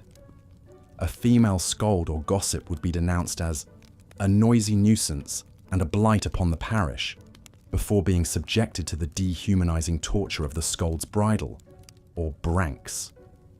This fiendish contraption featured a spiked metal cage that locked around the offender's head, with a serrated iron bit shoved into the mouth to still the shrewish tongue within. Paraded through the streets like a mad dog, the bridled woman served as a warning to any who dared disturb the peace with idle prattle. More serious transgressions invited even harsher retribution from the paternalistic hand of the law. A woman caught thieving or whoring might have her nose or ears shorn clean away, a permanent disfiguring mark of shame to accompany her every public foray. Pregnancy out of wedlock was treated as a moral abomination, with unwed mothers subjected to savage floggings and confinement in grim Magdalene laundries, breaking their backs to scrub away their sins. But perhaps no crime invited more misogynistic hysteria than the supposed practice of witchcraft. In a world haunted by disease, crop failures, and the ever-present spectre of Satan, solitary women on the margins of society were easy scapegoats for all manner of misfortune. Midwives, healers, widows, any female who dared live outside male control and sanction was vulnerable to the ominous finger of accusation. Once denounced, an alleged witch could expect no mercy from the snarling male authorities. Stripped and shaved, she would be pricked mercilessly for the supposed devil's mark, any blemish or mole seized on as proof of her compact with Satan. Stretched on the rack or crushed beneath piling stones, many would confess to any absurdity, spinning tales of midnight sabbats and carnal congress with the horned one to put an end to their torment. For those who still refused to repent, only the purifying flames of the stake awaited. Across Europe, tens of thousands of women were lashed to pyres and set alight, their blackened bodies crumbling to ash as jeering crowds howled for the destruction of Satan's sluts. In the tortured imaginings of celibate clerics and jealous inquisitors, the witch served as the ultimate spectre of unruly female sexuality, a demonic temptress in league with the devil who threatened to castrate and unman her pious accusers. Such was the dismal and deadly fate that awaited any woman who dared to defy the crushing patriarchy of the Middle Ages. Whether driven by poverty, passion, or simply a desire to exist beyond the suffocating bonds of marriage and motherhood, those who strayed faced a pitiless reckoning from both state and church. Their suffering served as a potent reminder of the unrelenting misogyny that plagued even the most progressive precincts of medieval Europe. Of course, not all the scandals of the age swirled around society's outcasts and dregs. Even the most exalted and sacred of institutions was not immune to the sins of greed, lust, and abuse so rampant in the feudal order. Indeed, the late Middle Ages saw the once unassailable authority of the Catholic Church increasingly tarnished by breathtaking corruption and debauchery within its ranks. Far from the shepherds of Christ's earthly flock, all too many medieval clerics seem to take their model from a very different biblical figure: the money changers, whom Jesus dramatically expelled from the temple.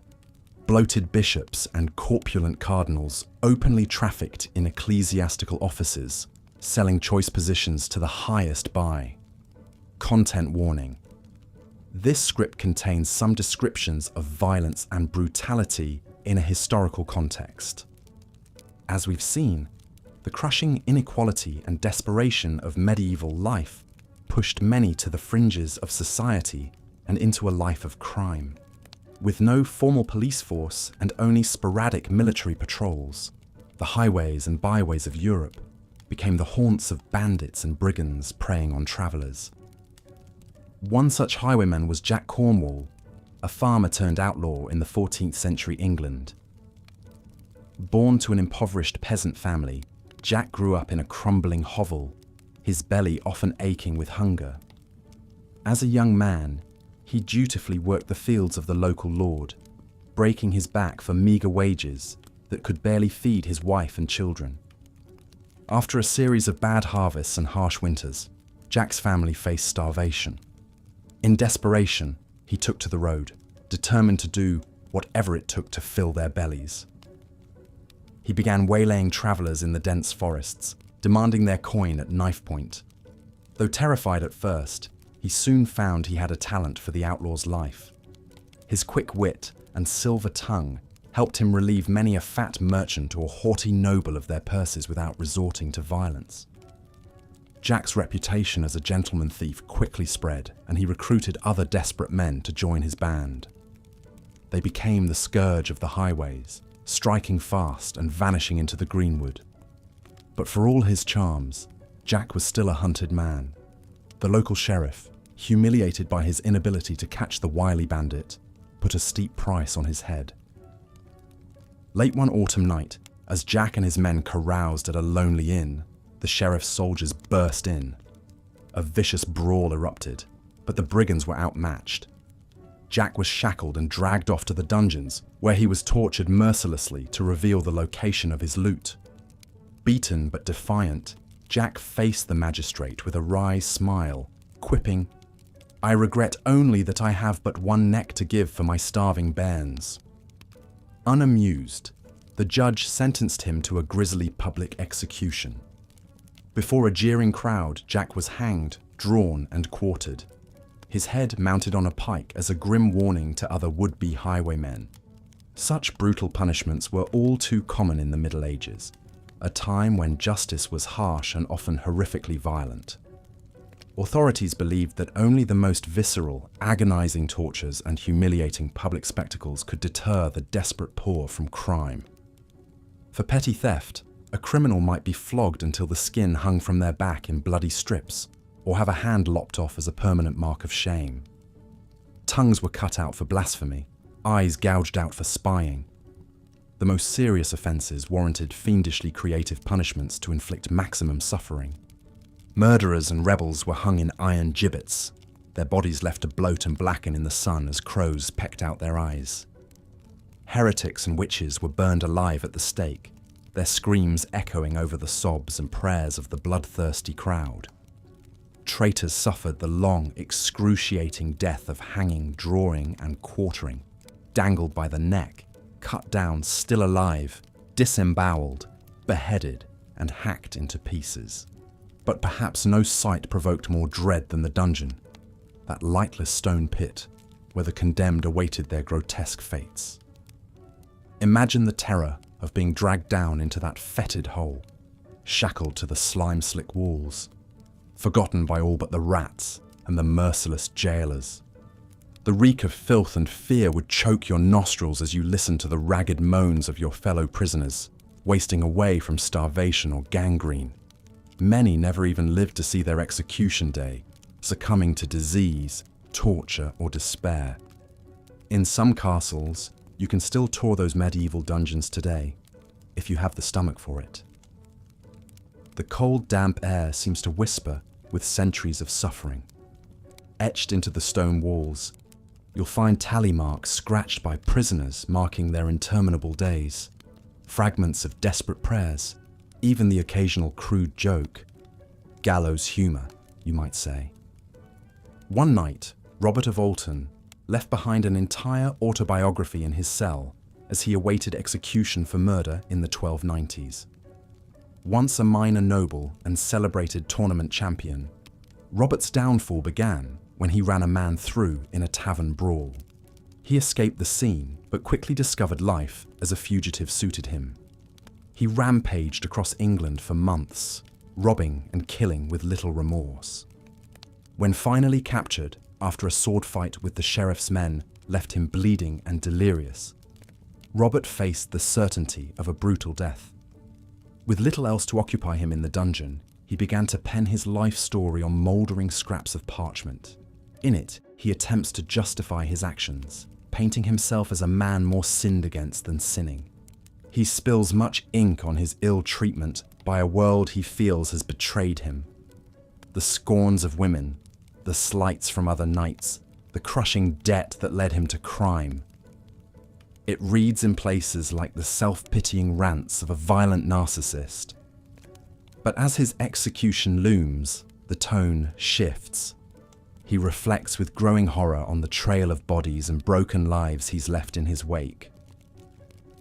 In the final pages, Robert writes of dark nights of the soul, his armour of anger finally cracking to expose the frightened child within. He begs for God's forgiveness, wishing he could wash his hands of all the blood. Knowing that he can't, he only prays that his death may serve as a warning to other angry young men. It is a haunting reminder of the thin line between outlaw and hero, monster and man. Of course, not everyone who ran afoul of medieval law was a brawling drunkard or cold-blooded killer. The Middle Ages were a time of few rights and freedoms, especially for women and the poor. A peasant girl might be flogged for the crime of fornication, while a noblewoman who murdered her abusive husband would be burned at the stake for petty treason.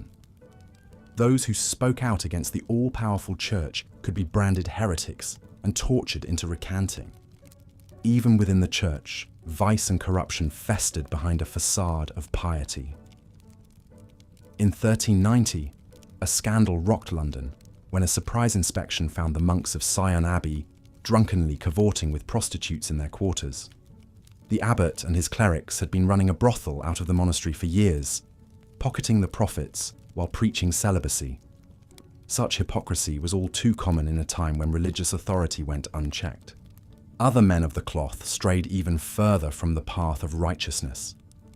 The defrocked monk Honorius of Autumn roamed the French countryside in the 1180s, seducing and swindling widows out of their inheritance. When his holy habits failed to persuade, he turned to poisons and dark magics to bewitch his marks. After 2 decades of debauchery, Honorius's wickedness finally caught up with him, and he was captured, unmasked as a Satanist and burned for heresy. But perhaps no medieval criminals have loomed so large in the popular imagination as the dashing highwaymen and gallant outlaws. Men like Eustace Folville, the gentleman robber who bedeviled the wealthy of Leicestershire in the 1320s.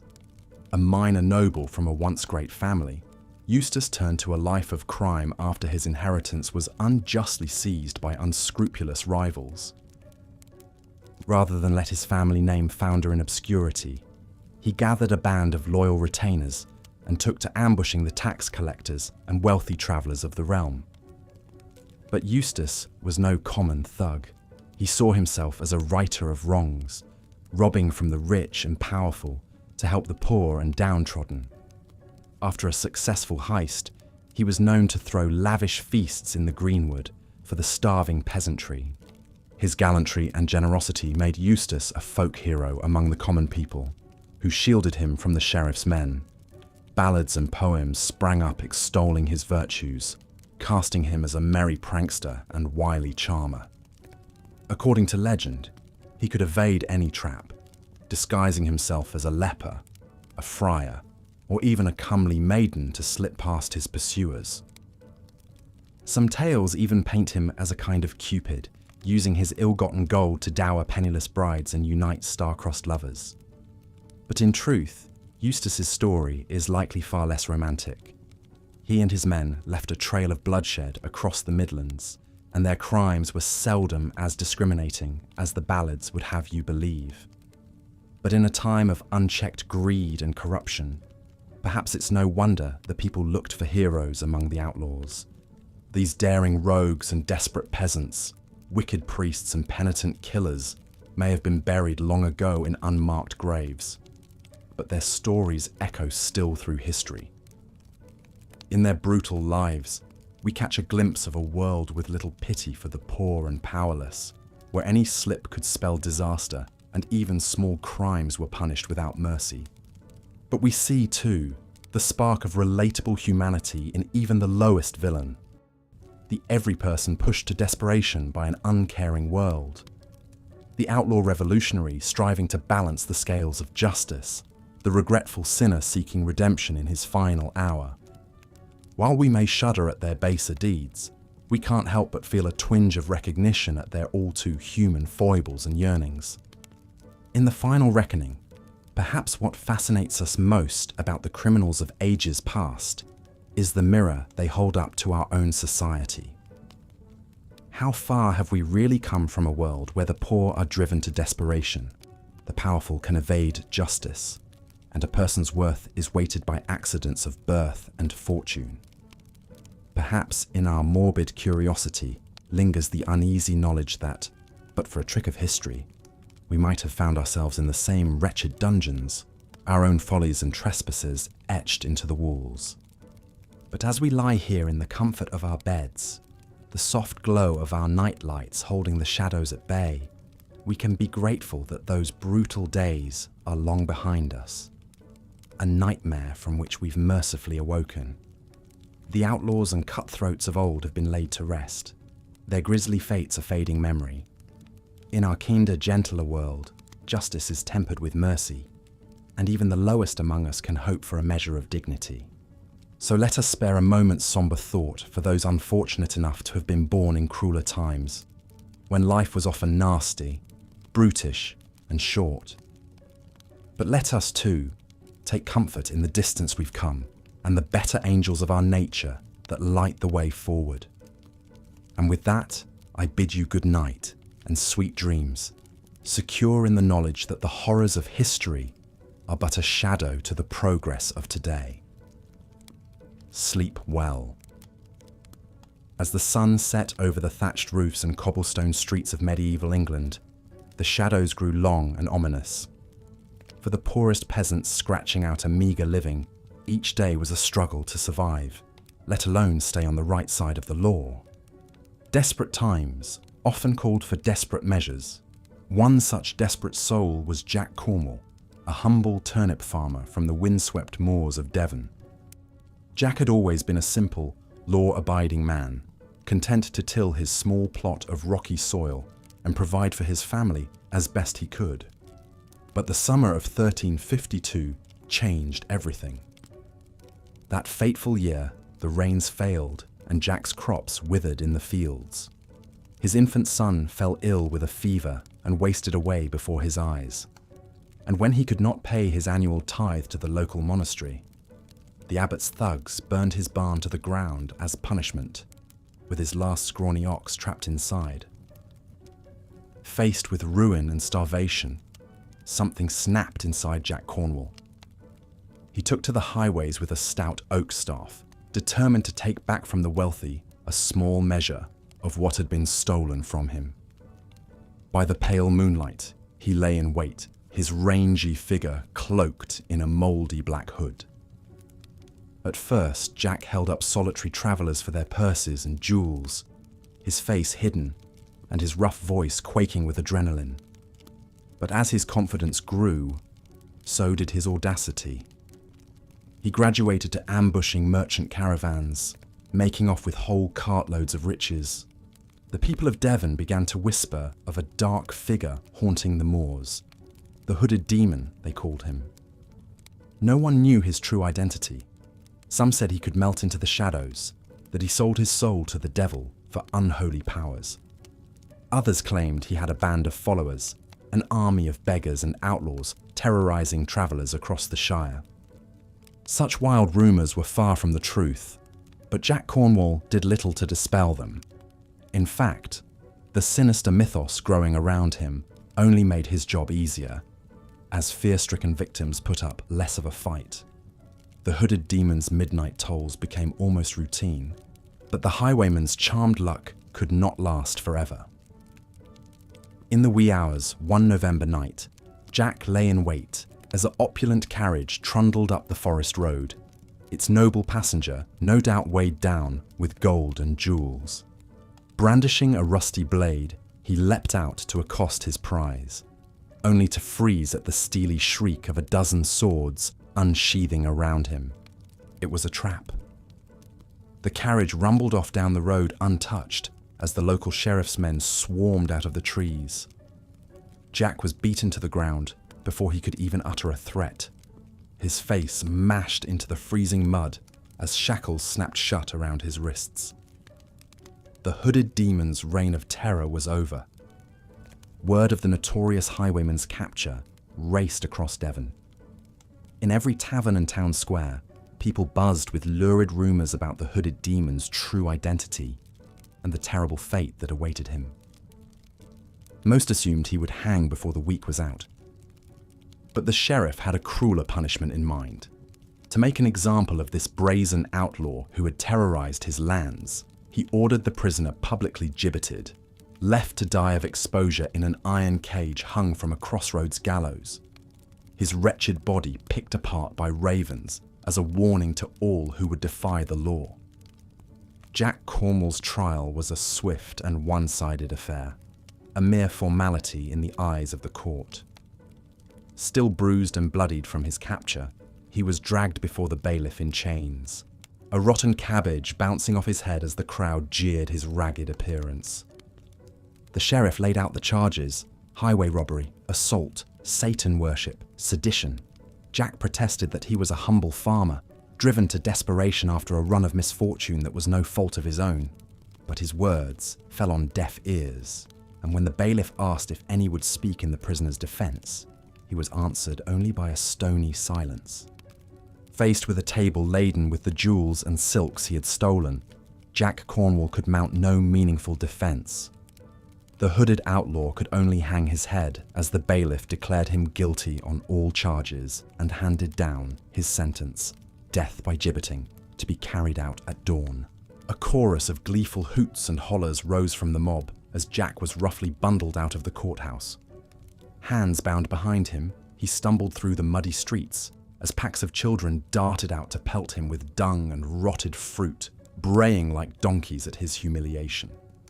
Soon enough, the grim silhouette of the gallows loomed above him, its gibbets creaking mournfully in the whistling wind. A palpable hush fell over the mob as they parted to let Jack pass, their faces upturned in apprehensive anticipation. Even those who had bayed loudest for his blood felt a twinge of unease at the sight of those rusted cages swaying beneath the crossbeam. With the halting steps of a man mounting his own funeral pyre, Jack Cornwall ascended the weather-beaten scaffold. In the half-light before dawn, his gaunt features took on a sepulchral aspect, as if he were already more spectre than man. The sheriff's men had to lift his limp form into the cramped iron cage bolted to the gallows frame. As the bailiff began to read out the formal declaration of execution, Jack raised his matted head to take one last look at the world that had brought him to this fate. But when he beheld the sea of faces gazing up at him, their features warped by a mix of pity, disgust, and morbid fascination, he could not help but bark out a bitter laugh at the cruel irony of it all.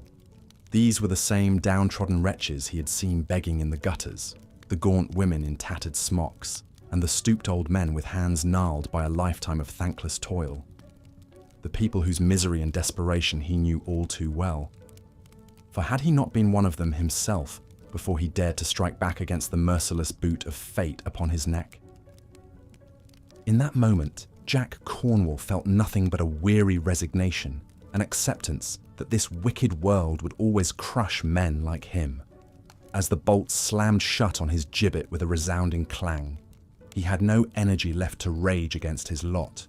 Head lolling against the rusted bars of his final resting place, he let his eyes flutter closed as the last words of his sentence echoed across the silent square. Shall be left here to perish and rot as a warning to all cut purses, brigands, and enemies of the king's peace. May God have mercy on his wretched soul. The mob lingered for a time, craning their necks and murmuring to each other as they waited to see if the condemned man would stir. But Jack Cornwall hung as lifeless as a marionette with its strings cut, the slow rise and fall of his chest, the only sign he still clung to life. One by one, the townspeople drifted away to begin their days, the excitement of the execution already fading into memory. The children scampered off to chase each other through the muddy lanes, their shrieks of laughter soon ringing out across the misty hills. The baker on the corner stoked his ovens to blazing life, and the scent of fresh bread began to waft through the stirring streets. And on the gallows hill, the hooded demon sat caged and alone, shivering in the chill as he stared out through dead man's eyes at the world that had defeated him. The life he had known already seemed little more than a half-remembered dream. The man he had been fading like mist under a merciless sun. All that remained was the hooded outlaw, broken and bound in his iron cage, waiting only for the merciful oblivion of death. Jack Cornwall's public torment stretched on for 3 miserable days and nights.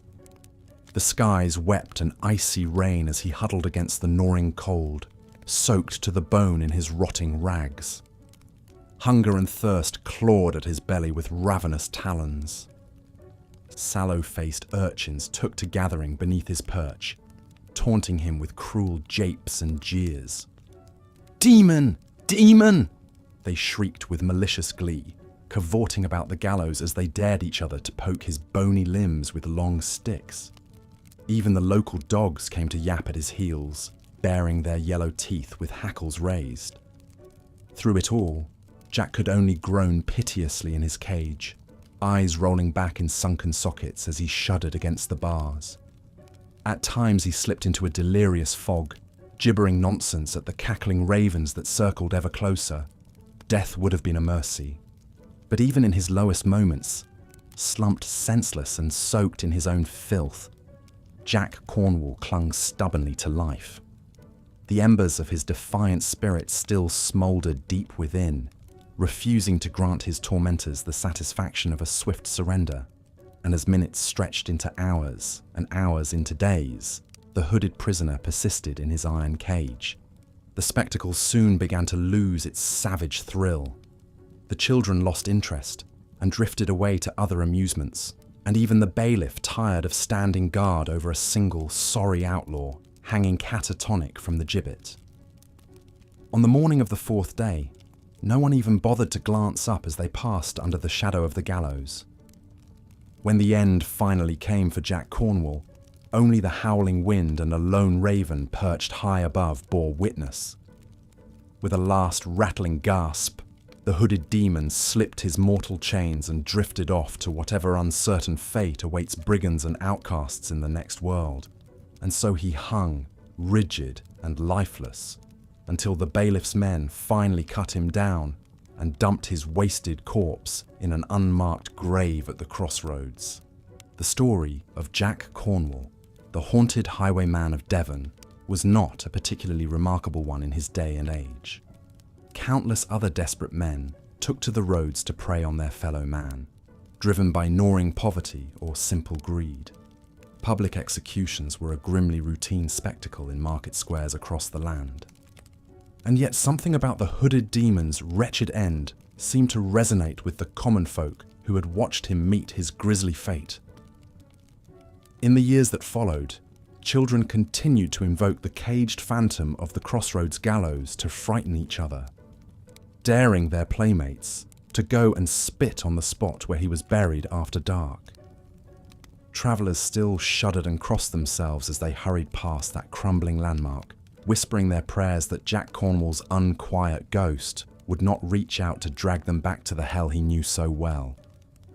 His bleak story of a broken man pushed past all endurance lived on, passed down in creaking tavern tales and shivering whispers for generations to come.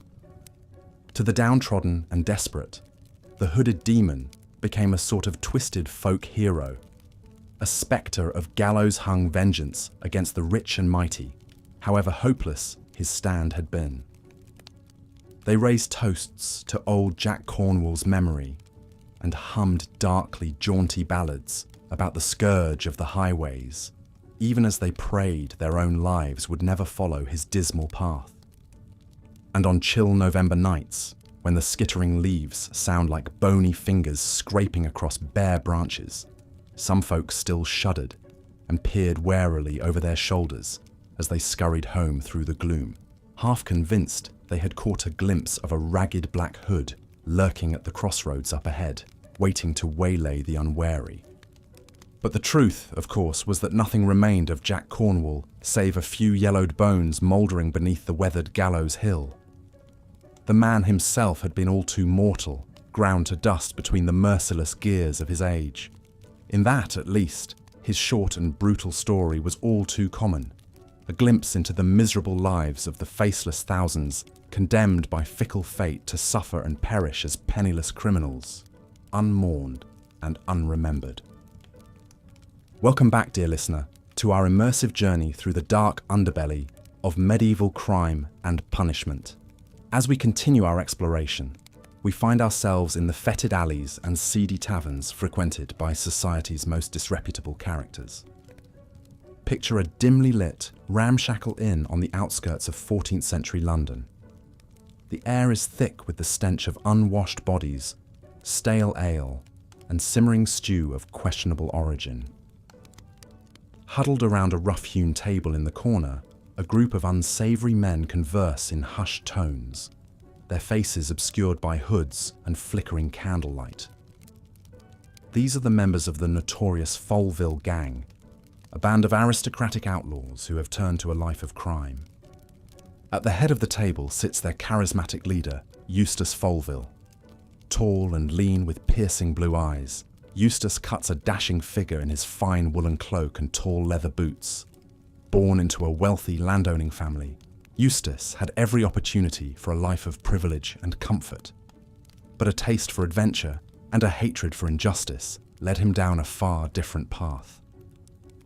As Eustace sips from a flagon of mead, he recounts their latest daring exploit to his eager men. "Lads," he grins roguishly, "that fat tax collector didn't know what hit him. His purse was fatter than a Christmas goose." The men guffaw and clink their tankards in approval. You see, in an age of rampant corruption and inequality, Eustace fancied himself a champion of the common man. He and his band of merry men would lie in wait along lonely forest roads, ambushing wealthy merchants and government officials. But rather than keep the spoils for themselves, Eustace insisted they distribute the loot among the grateful peasantry. "Aye, you should have seen the looks on them villagers' faces," chuckles one scruffy outlaw. "'Twas like Father Christmas himself had come." Of course, the authorities took a far dimmer view of the Folville gang's redistribution of wealth. They were wanted men with hefty bounties on their heads.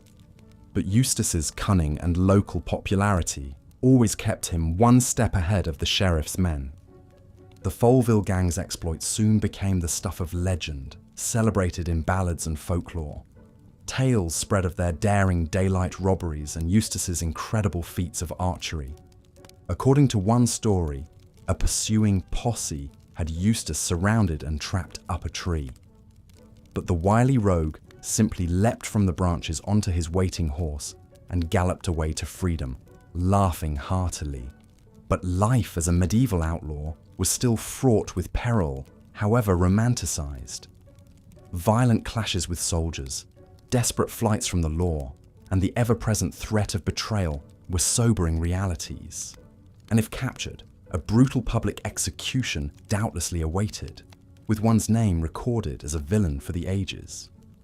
As our scene in the tavern winds down, Eustace and his gang slip out into the misty night to plan their next caper. Little could they know their legendary run would last only a few more months before a fateful final encounter with the sheriff's forces. But that, dear listener, is a harrowing tale for another time. For now, let us take a moment to reflect on the Folville gang and what their controversial crimes reveal about the Robin Hood figures who arose in times of great oppression and inequity. Men like Eustace were heroes to some, reviled criminals to others, and perhaps a bit of both. Their stories continue to fascinate us centuries later and offer a window into the complex social landscape of the medieval world. But now, the hour grows late and the candle burns low. Rest your weary head and let the misty forests and daring outlaws of yore fade into the soft embrace of slumber. In our next episode, we'll explore the harsh fates of female criminals in the Middle Ages and some scandalous tales of misbehaving nuns. Until then, good night and sweet dreams. Sure, I'd be happy to continue the immersive documentary-style script exploring the brutal lives of criminals in medieval Europe. Let's pick up where we left off, as we transition from the chaotic social context that bred so much crime to a vivid profile of one notorious criminal's life. Perhaps no medieval highwayman struck greater fear into the hearts of travellers than the shadowy figure known as Jack Cornwall. Born a simple farmer's son in the famine-stricken 14th century, Jack's once promising life took a dark turn when his parents succumbed to disease, leaving him orphaned and destitute at the tender age of 15. With no land, money, or family to his name, Jack drifted from town to town in a desperate search for work and sustenance. But in an era when hordes of starving peasants roamed the countryside, he found scant charity and even fewer opportunities for honest labour. Pushed to the brink, Jack resorted to petty thievery to fill his belly, swiping morsels from market stalls and unguarded pantries. As his crimes escalated to poaching game from the local lord's hunting grounds, it was only a matter of time before Jack was caught red-handed with a brace of ill-gotten hares. Hauled before the bailiff's court, the penniless youth could only throw himself on the mercy of the sneering magistrate, who offered a stark choice: the loss of a hand or enlistment in the ongoing war against France. Choosing the lesser of two grim fates, Jack took up the sword and marched off to fight as an expendable footman in a foreign land. For 6 long years he slogged through muddy battlefields and disease-ridden camps, watching his comrades fall to French arrows and the merciless flux. Through it all, he somehow survived, clinging to life even as his soul withered. When he finally limped home, physically scarred and mentally shattered, Jack found an England that offered its returning heroes nothing but hunger and scorn. His soldiering done, he drifted back into vagrancy and petty crime to keep body and soul together in a world that had no use for him.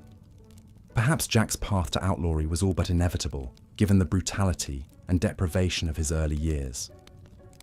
Some might say the feckless farmer's son had always been a bad seed, destined to meet a bad end. But who can judge what cruelties, great or small, might twist any of us into rogues if our bellies were empty, our hopes dashed, our hearts hardened? All we know is that by the spring of 1354, when the trees and hedgerows along the old Roman roads turned green with new life, a very different Jack Cornwall stalked beneath their branches. No longer a scrawny stripling scrabbling for crusts, this Jack was a cunning predator, cloaked in well-worn leathers, a longbow on his back and a long knife at his belt. When a fat merchant or haughty nobleman came cantering down the track on a well-fed horse, this Jack stepped from the shadows to block their path. Bow drawn and eyes cold as flint, he demanded a toll for passage along the king's highway. Those who paid up were let pass with a mocking bow, relieved of mere coin and pride. Those who blustered or balked soon found an arrow through the chest for their trouble. Jack's reign of terror proved lamentably long and lucrative. For nearly 3 years, he waylaid travellers on the lonely roads of Wessex, amassing a growing hoard of gold and jewels, which he did his best to drink, gamble and whore away in nameless alehouses that asked no questions. In those dens of iniquity, tongues loosened by Jack's ill-gotten coin spun admiring yarns of the gentleman highwayman, a merry rogue who robbed the rich to slake his own thirst for wine, women and song. But for all his cocky charms, the low-born bandit was playing a losing game against the powers that be. When a wealthy bishop was relieved of a hefty chest of church tithes, the authorities vowed to bring Jack to heel at any cost. Wanted posters blanketed the countryside, offering a tempting bounty for the outlaw's head. Informers crawled out of every tavern and hovel, eager to sell out the rogue who had bought their silence with his pilfered silver. One moonless night, as a drunken Jack slept off his cups in a shabby rented room, a cadre of the sheriff's men kicked in the door and dragged him out in chains. Hauled before a court hastily convened by torchlight, the notorious highwayman faced a table of stone-faced magistrates who cared little for his slurred protestations of innocence. The rough justice they offered was as swift as it was merciless, a summary verdict of guilt and a sentence of death on the gallows. But if the outraged officials thought a quick execution would put an end to Jack's infamy, they badly misjudged the temper of the times. Spurred by the kingdom's many miseries, the common folk were only too ready to embrace a rogue who had gleefully flouted the law and made the wealthy pay for their privilege. By the time Jack took his last breath, kicking at the end of a rope, a cheering crowd hailed him as a hero, a dashing rebel who had beaten the odds for one shining moment. The story of Jack Cornwall, in all its squalid glory, reminds us just how thin the line could be between starving desperation and murderous criminality in an age of rampant inequality. For every swashbuckling rogue enshrined in folk ballads, there were doubtless hundreds of forgotten thieves, cut-purses and brigands, most doomed to short, brutal lives in the shadows of society. Indeed, the grim fates awaiting most malefactors in the Middle Ages could put to shame even the darkest imaginings of the modern true crime aficionado. In an era before police forces or proper prisons, the authorities relied on a stomach-churning array of public punishments to cow would-be criminals into submission. Consider, if you will, the ghastly spectacle known as gibbeting. Reserved for only the most reviled offenders, this ingenious torture involved encasing the malefactor in an iron cage and hanging it from a tall post at a crossroads, leaving the wretch to slowly expire from thirst, exposure, and madness. As crows pecked at their withering flesh, and their agonized shrieks echoed across the landscape, these doomed souls served as a grisly warning to all who might dare to defy the king's justice. Yet gibbeting was but one of many hellish fates that could befall the enemies of order in those chaotic times. Common thieves might find themselves pilloried in the town square, their head and hands locked in wooden stocks, as the jeering crowd pelted them with stones and rotted produce. Adulterous women faced the biting lash or a shaming walk through the streets in a rough-spun robe. Heretics and blasphemers had their tongues torn out or their flesh seared with red-hot irons. But of all the cruel and unusual punishments dreamed up by the sadistic minds of the Middle Ages, perhaps none inspire such lurid fascination as the dungeons that lurked beneath many a stately castle. Far from the airy halls and sun-drenched courtyards above, these dank, fetid pits were living hells where the unfortunate might be left to rot for years, decades, or even the rest of their miserable lives. Picture, if you can, being dragged down a narrow, twisting stair and flung into a windowless stone cell, your only furnishings a heap of mouldy straw and a bucket for your wastes. The heavy oak door slams shut, leaving you in utter darkness, the stale air thick with the stench of unwashed bodies, human filth, and creeping despair. Your only human contact is the sneering jailer who shoves a crust of maggoty bread through a slot in the door from time to time, barely enough to keep body and soul together as your teeth fall out and your muscles wither to nothing. In the condemned holes, prisoners might have heavy weights chained to their arms and legs as they awaited a traitor's grisly death of being hanged, drawn, and quartered. The only escape was the final release of an agonizing demise from starvation, disease, or slow torture. Yet even in the bowels of those nightmarish pits, the unconquerable human spirit sometimes found expression. In the Tower of London, the world's most storied dungeon, centuries of prisoners whiled away the maddening hours by etching graffiti into their cell walls. Crude drawings, terse prayers, even bits of gallows humour, these desperate scratchings bear witness to the fears and yearnings of forgotten souls in their darkest hours. Perhaps no message echoes down the centuries more hauntingly than the one found in a cell used during the religious persecutions of the 16th century. In shaky, uneven strokes, as if carved with a smuggled nail, some anonymous martyr to conscience left this poignant plea: "Lord, help me, for I am helpless." We can only imagine the courage and despair behind that fragmentary cry, a voice from beyond the grave reminding us of the cruelties our kind is capable of in the name of King and God. Of course, not every enemy of the state mouldered away in durance vile. Some larger-than-life outlaws thrived for a time in defiance of the law, winning the hearts of the common folk with their brazen exploits and cheeky refusal to bend a knee to their supposed betters. These merry men and women inhabited a shadow realm of romance and roguery that still colours our notions of the Middle Ages. Consider, for instance, the legend of Eustace Folville, the 14th century nobleman turned brigand chief who made his name ambushing tax collectors as they travelled the highways of the English Midlands laden with sacks of silver. Born the son of a landed knight, young Eustace seemed destined for a respectable life of hunting, hawking, and lording it over the locals from his family's fortified manor house. But when his hot-tempered elder brother murdered a neighbouring squire over some petty slight, the Foleville clan found themselves branded as felons and forced into a fugitive existence in the dense woodlands of Leicestershire. Rather than lurk in the greenwood like scruffy outlaws, however, Eustace and his siblings took to highway robbery with all the brazen entitlement of their noble birth. Clad in the finest linens and mounted on swift steeds, Eustace and his gang would lay in wait for royal officials as they rode from village to village, extorting ruinous taxes from hardscrabble peasants. With a jaunty cry of "Stand and deliver!" the masked highwaymen would relieve the startled functionaries of their ill-gotten gains at sword point, then melt back into the forest with mocking laughter.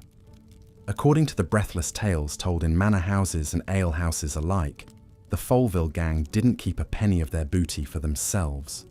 Instead, they distributed the coin among the grateful poor, a winking claim that curried favour among the put-upon populace and drove the beleaguered authorities to distraction.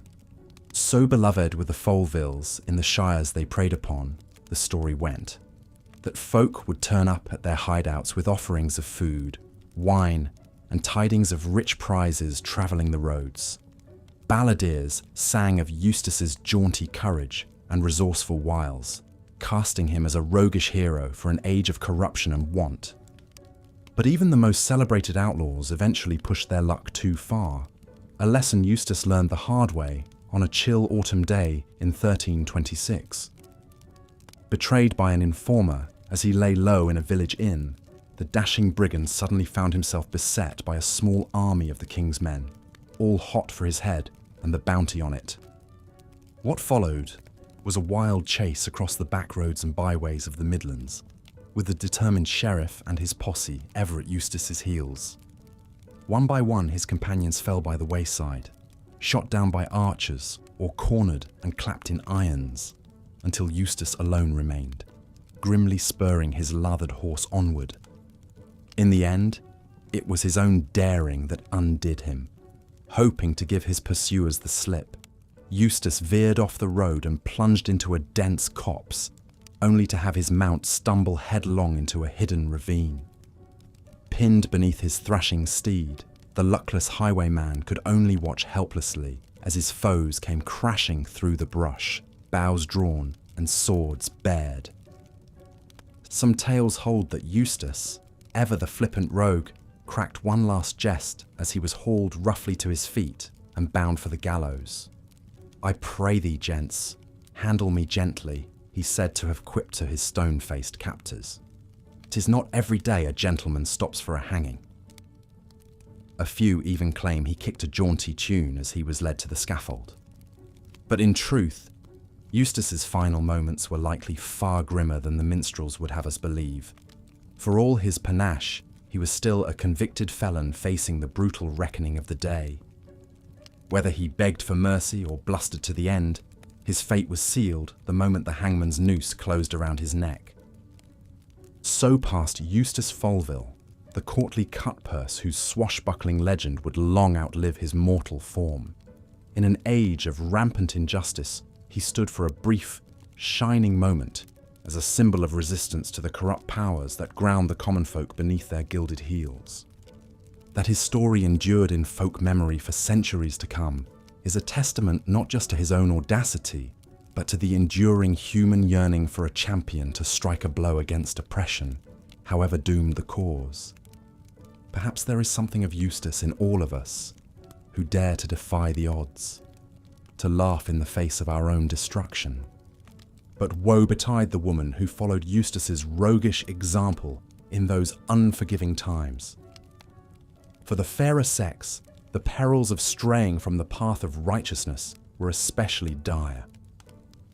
In the eyes of the law and the church, women were the weaker, more corruptible vessels, ever liable to be led astray by the devil's temptations. Pity, for instance, the desperate lass who resorted to the world's oldest profession to fill her empty belly. In most towns, prostitution was grudgingly tolerated as a necessary evil, with brothels paying regular fines to operate under the watchful eye of the authorities. But any woman caught selling her charms without a license could expect a vicious public whipping, if not a one-way trip to the dungeon. Even those who kept to the straight and narrow might find themselves swept up in the periodic fits of paranoia over witchcraft that gripped many a medieval community. All it took was a nosy neighbour's whisper, or a love charm gone awry, for an innocent maid to be denounced as a consort of Satan, hauled before a church court and subjected to brutal interrogation. Woe to the unfortunate accused who failed to convince her inquisitors of her purity.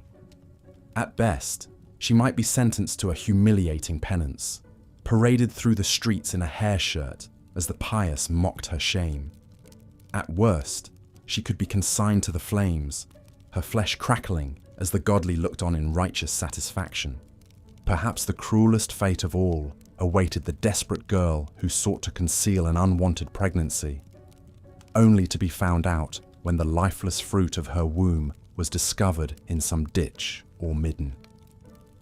In the eyes of the law, such an act was not just a crime, but an affront against God himself, a blasphemous perversion of the sacred mystery of motherhood. For the convicted infanticide, the road to the gallows was especially grim.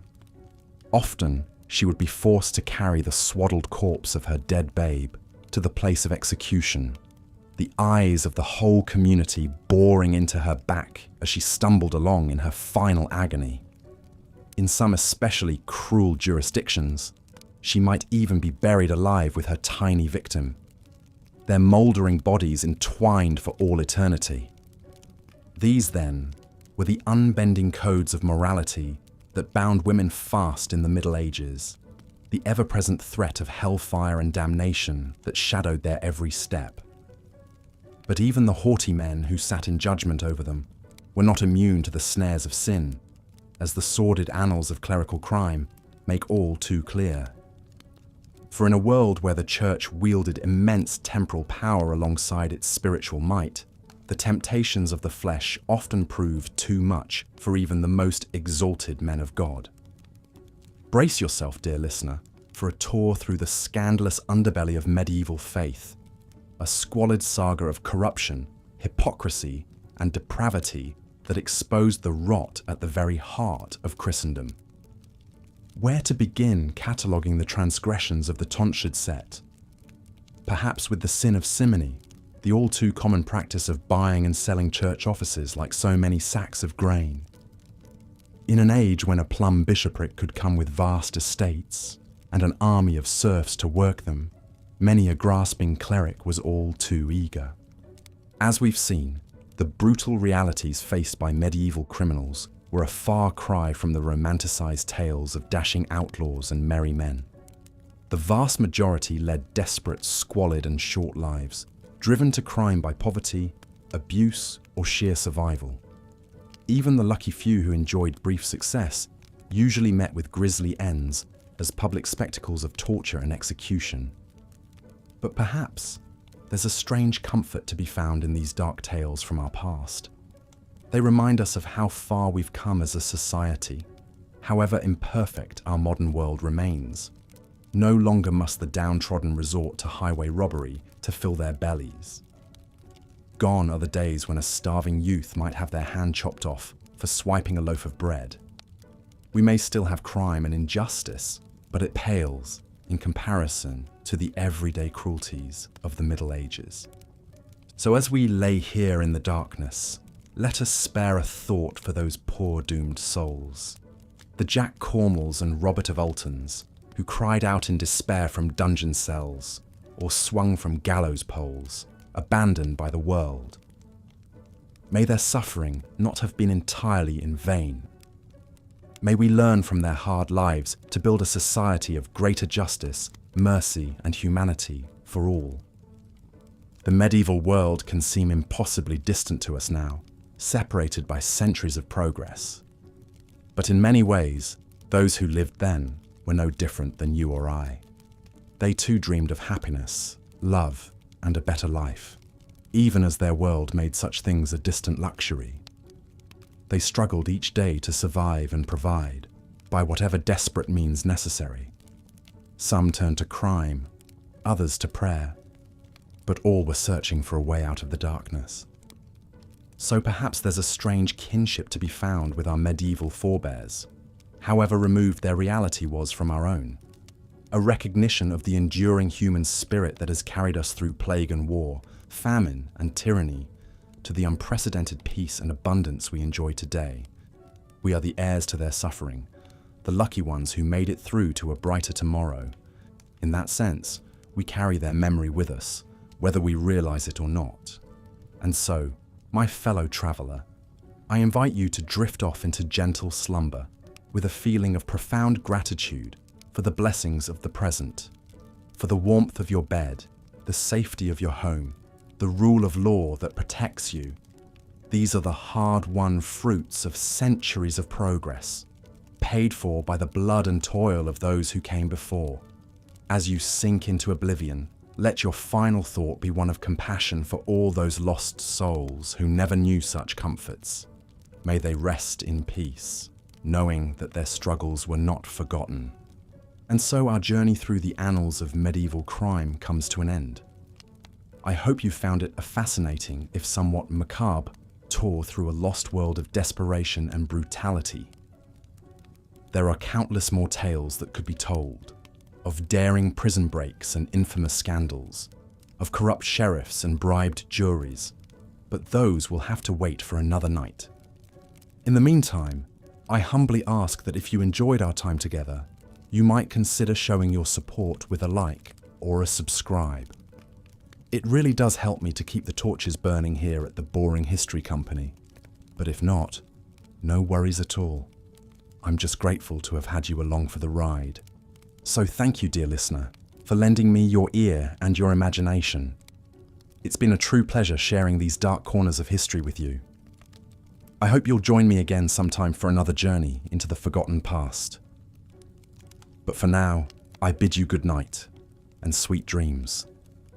May your sleep be as deep and peaceful as a medieval king's, unburdened by the cares of this world. Until next time, this is your humble host, signing off.